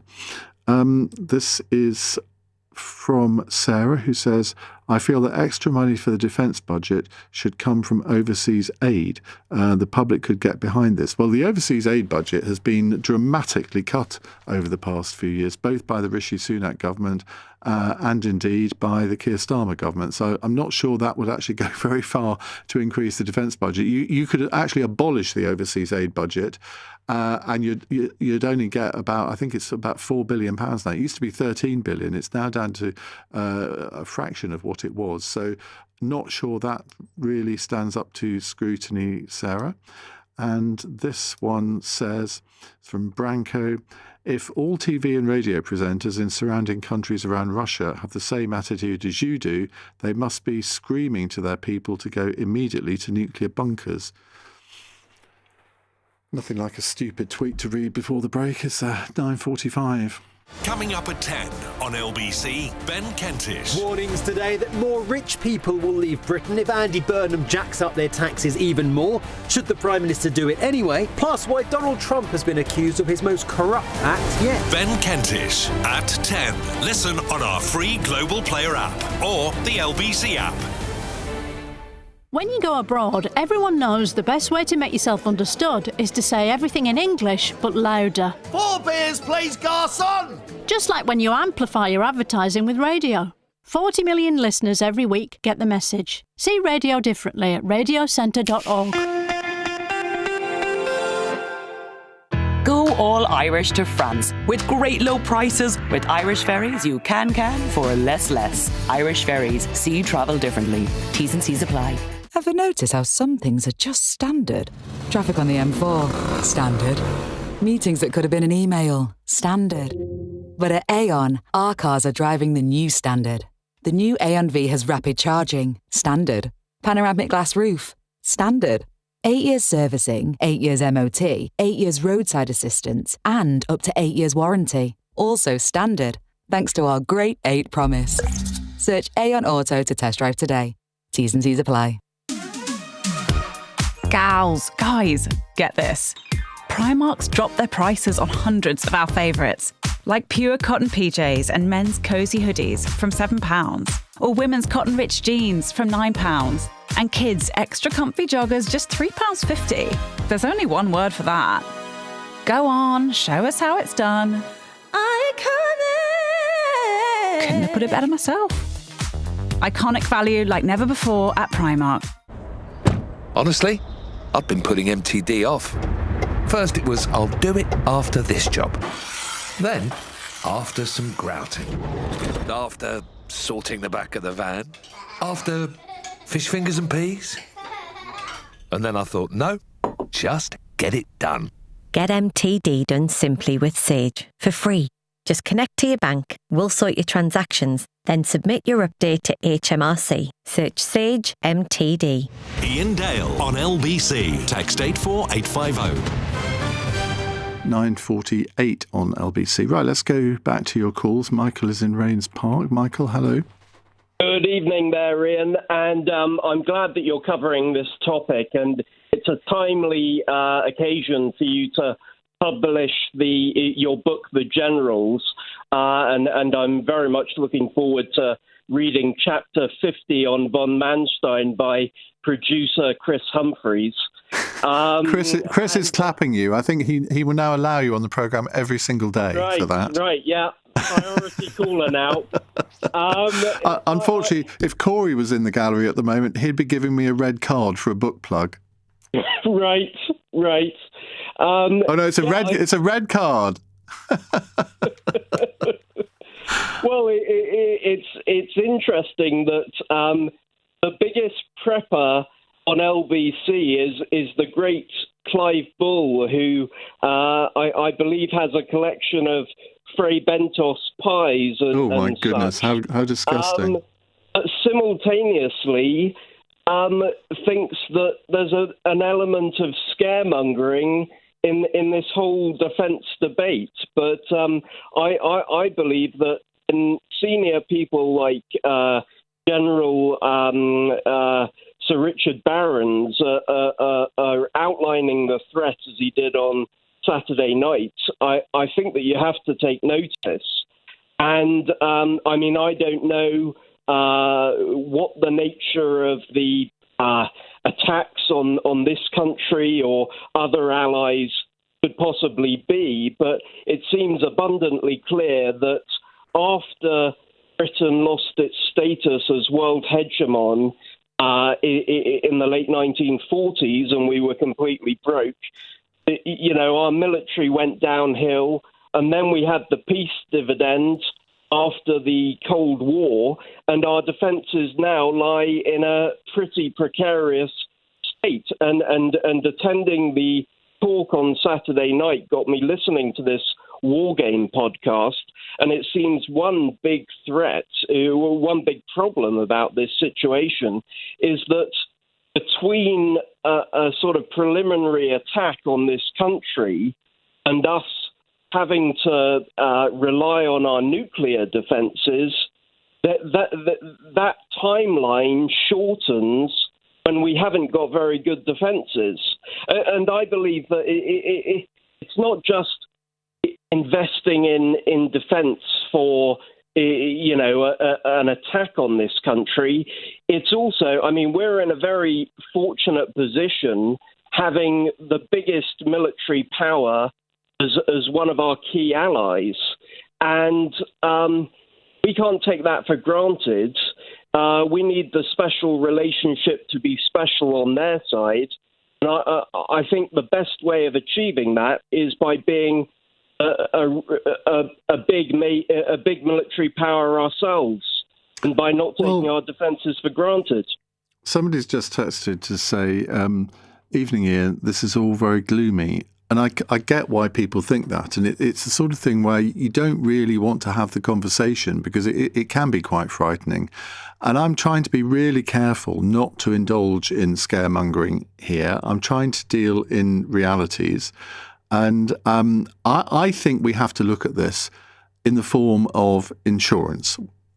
Our defence expenditure is effectively the country's insurance policy against being attacked. And I think if you look at it in that way, where we obviously have car insurance for the obvious reasons, we have all sorts of other insurances. I don't know what percentage of our household income on average we spend on insurance, but it's probably somewhere 3, 4, 5% overall.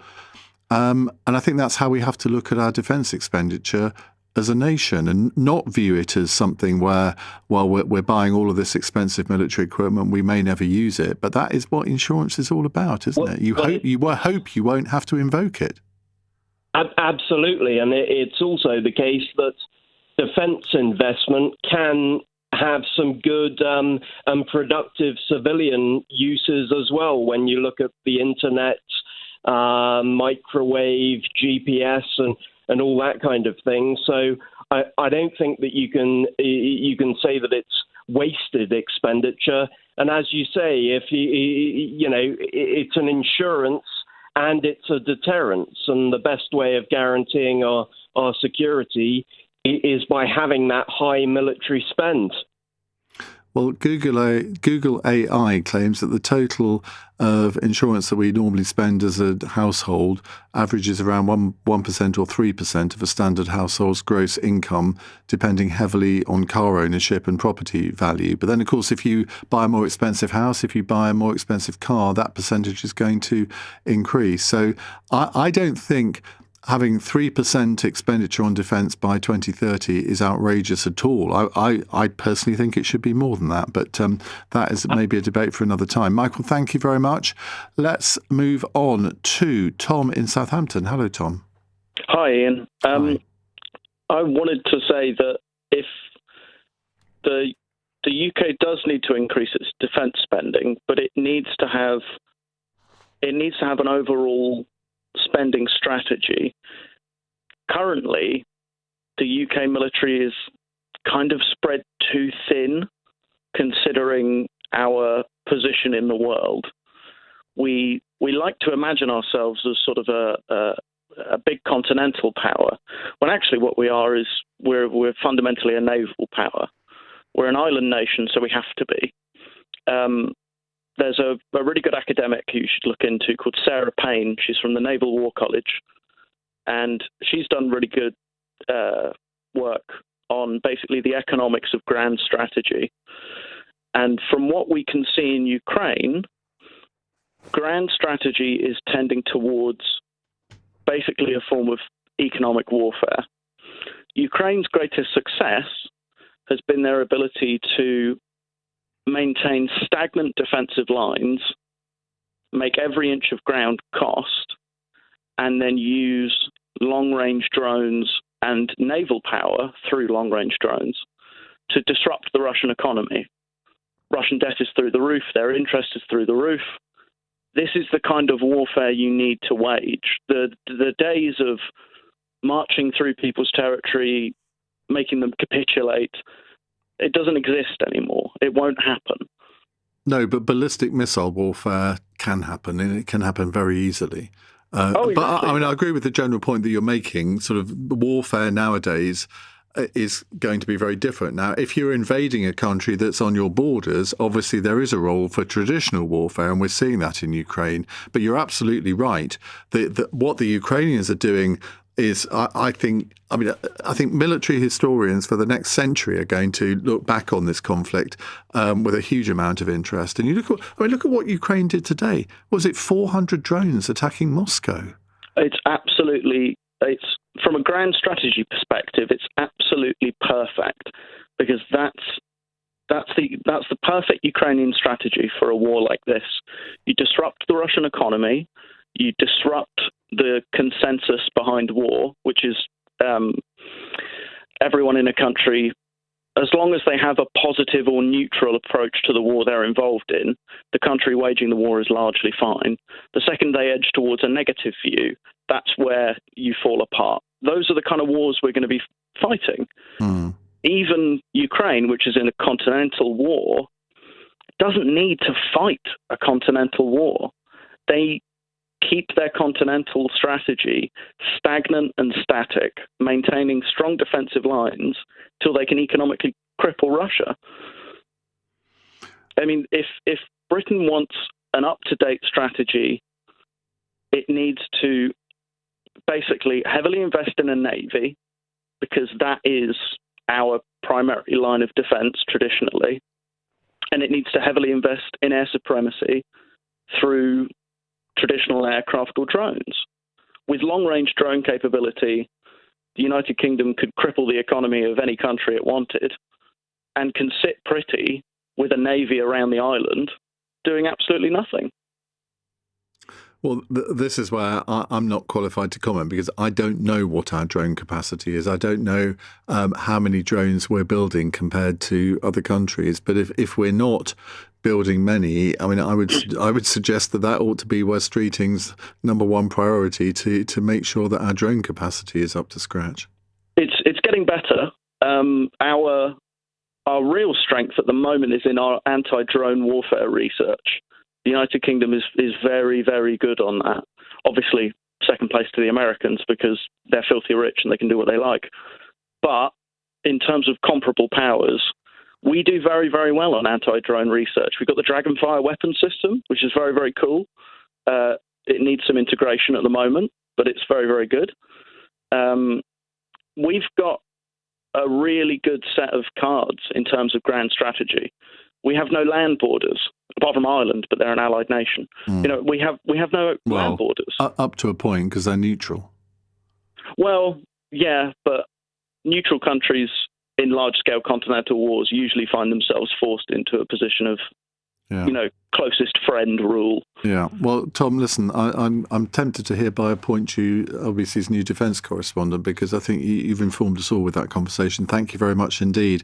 Well, thanks for all of your calls and messages this evening. I'll be back tomorrow from 7. If you missed any of this evening's show, you can listen back on our free Global Player app or the LBC app, where you can stay up to date with all the latest news, videos, opinion and podcasts. And there's going to be a new Iain Dale All Talk podcast tomorrow. It's an interview I did with Kevin Keegan, who sadly died yesterday, several years ago when his autobiography came out. It's a brilliant listen, so do download that when it's ready in the morning. Coming up at 1 on LBC, it's Rich Sperber. Right now, it's Ben Kentish. Iain, thank you very much. Hello, a very, very good evening. Welcome to the programme. Ben Kentish here with you on LBC. Coming up. Wealthy people feel it's not fair. Not that it's not right to pay some tax, but where we're going is unrewarding, demotivating. Andy Burnham completes a hectic first full day as Prime Minister, with more calls with world leaders, a big announcement on energy bills, and already some criticism from one of the cabinet ministers that he sacked. Already, though, attention turning to what else might be in store, and in particular, it's his refusal to rule out some fairly major tax hikes for wealthy people that has caused jitters in some quarters. Today, LBC learned that more and more wealthy people are preparing to leave this country to escape Burnham's clutches. Should the Prime Minister get on and tax them more anyway, or do you worry about where this ends? On your radio, on the LBC app, and Play LBC. Leading Britain's conversation. This is LBC.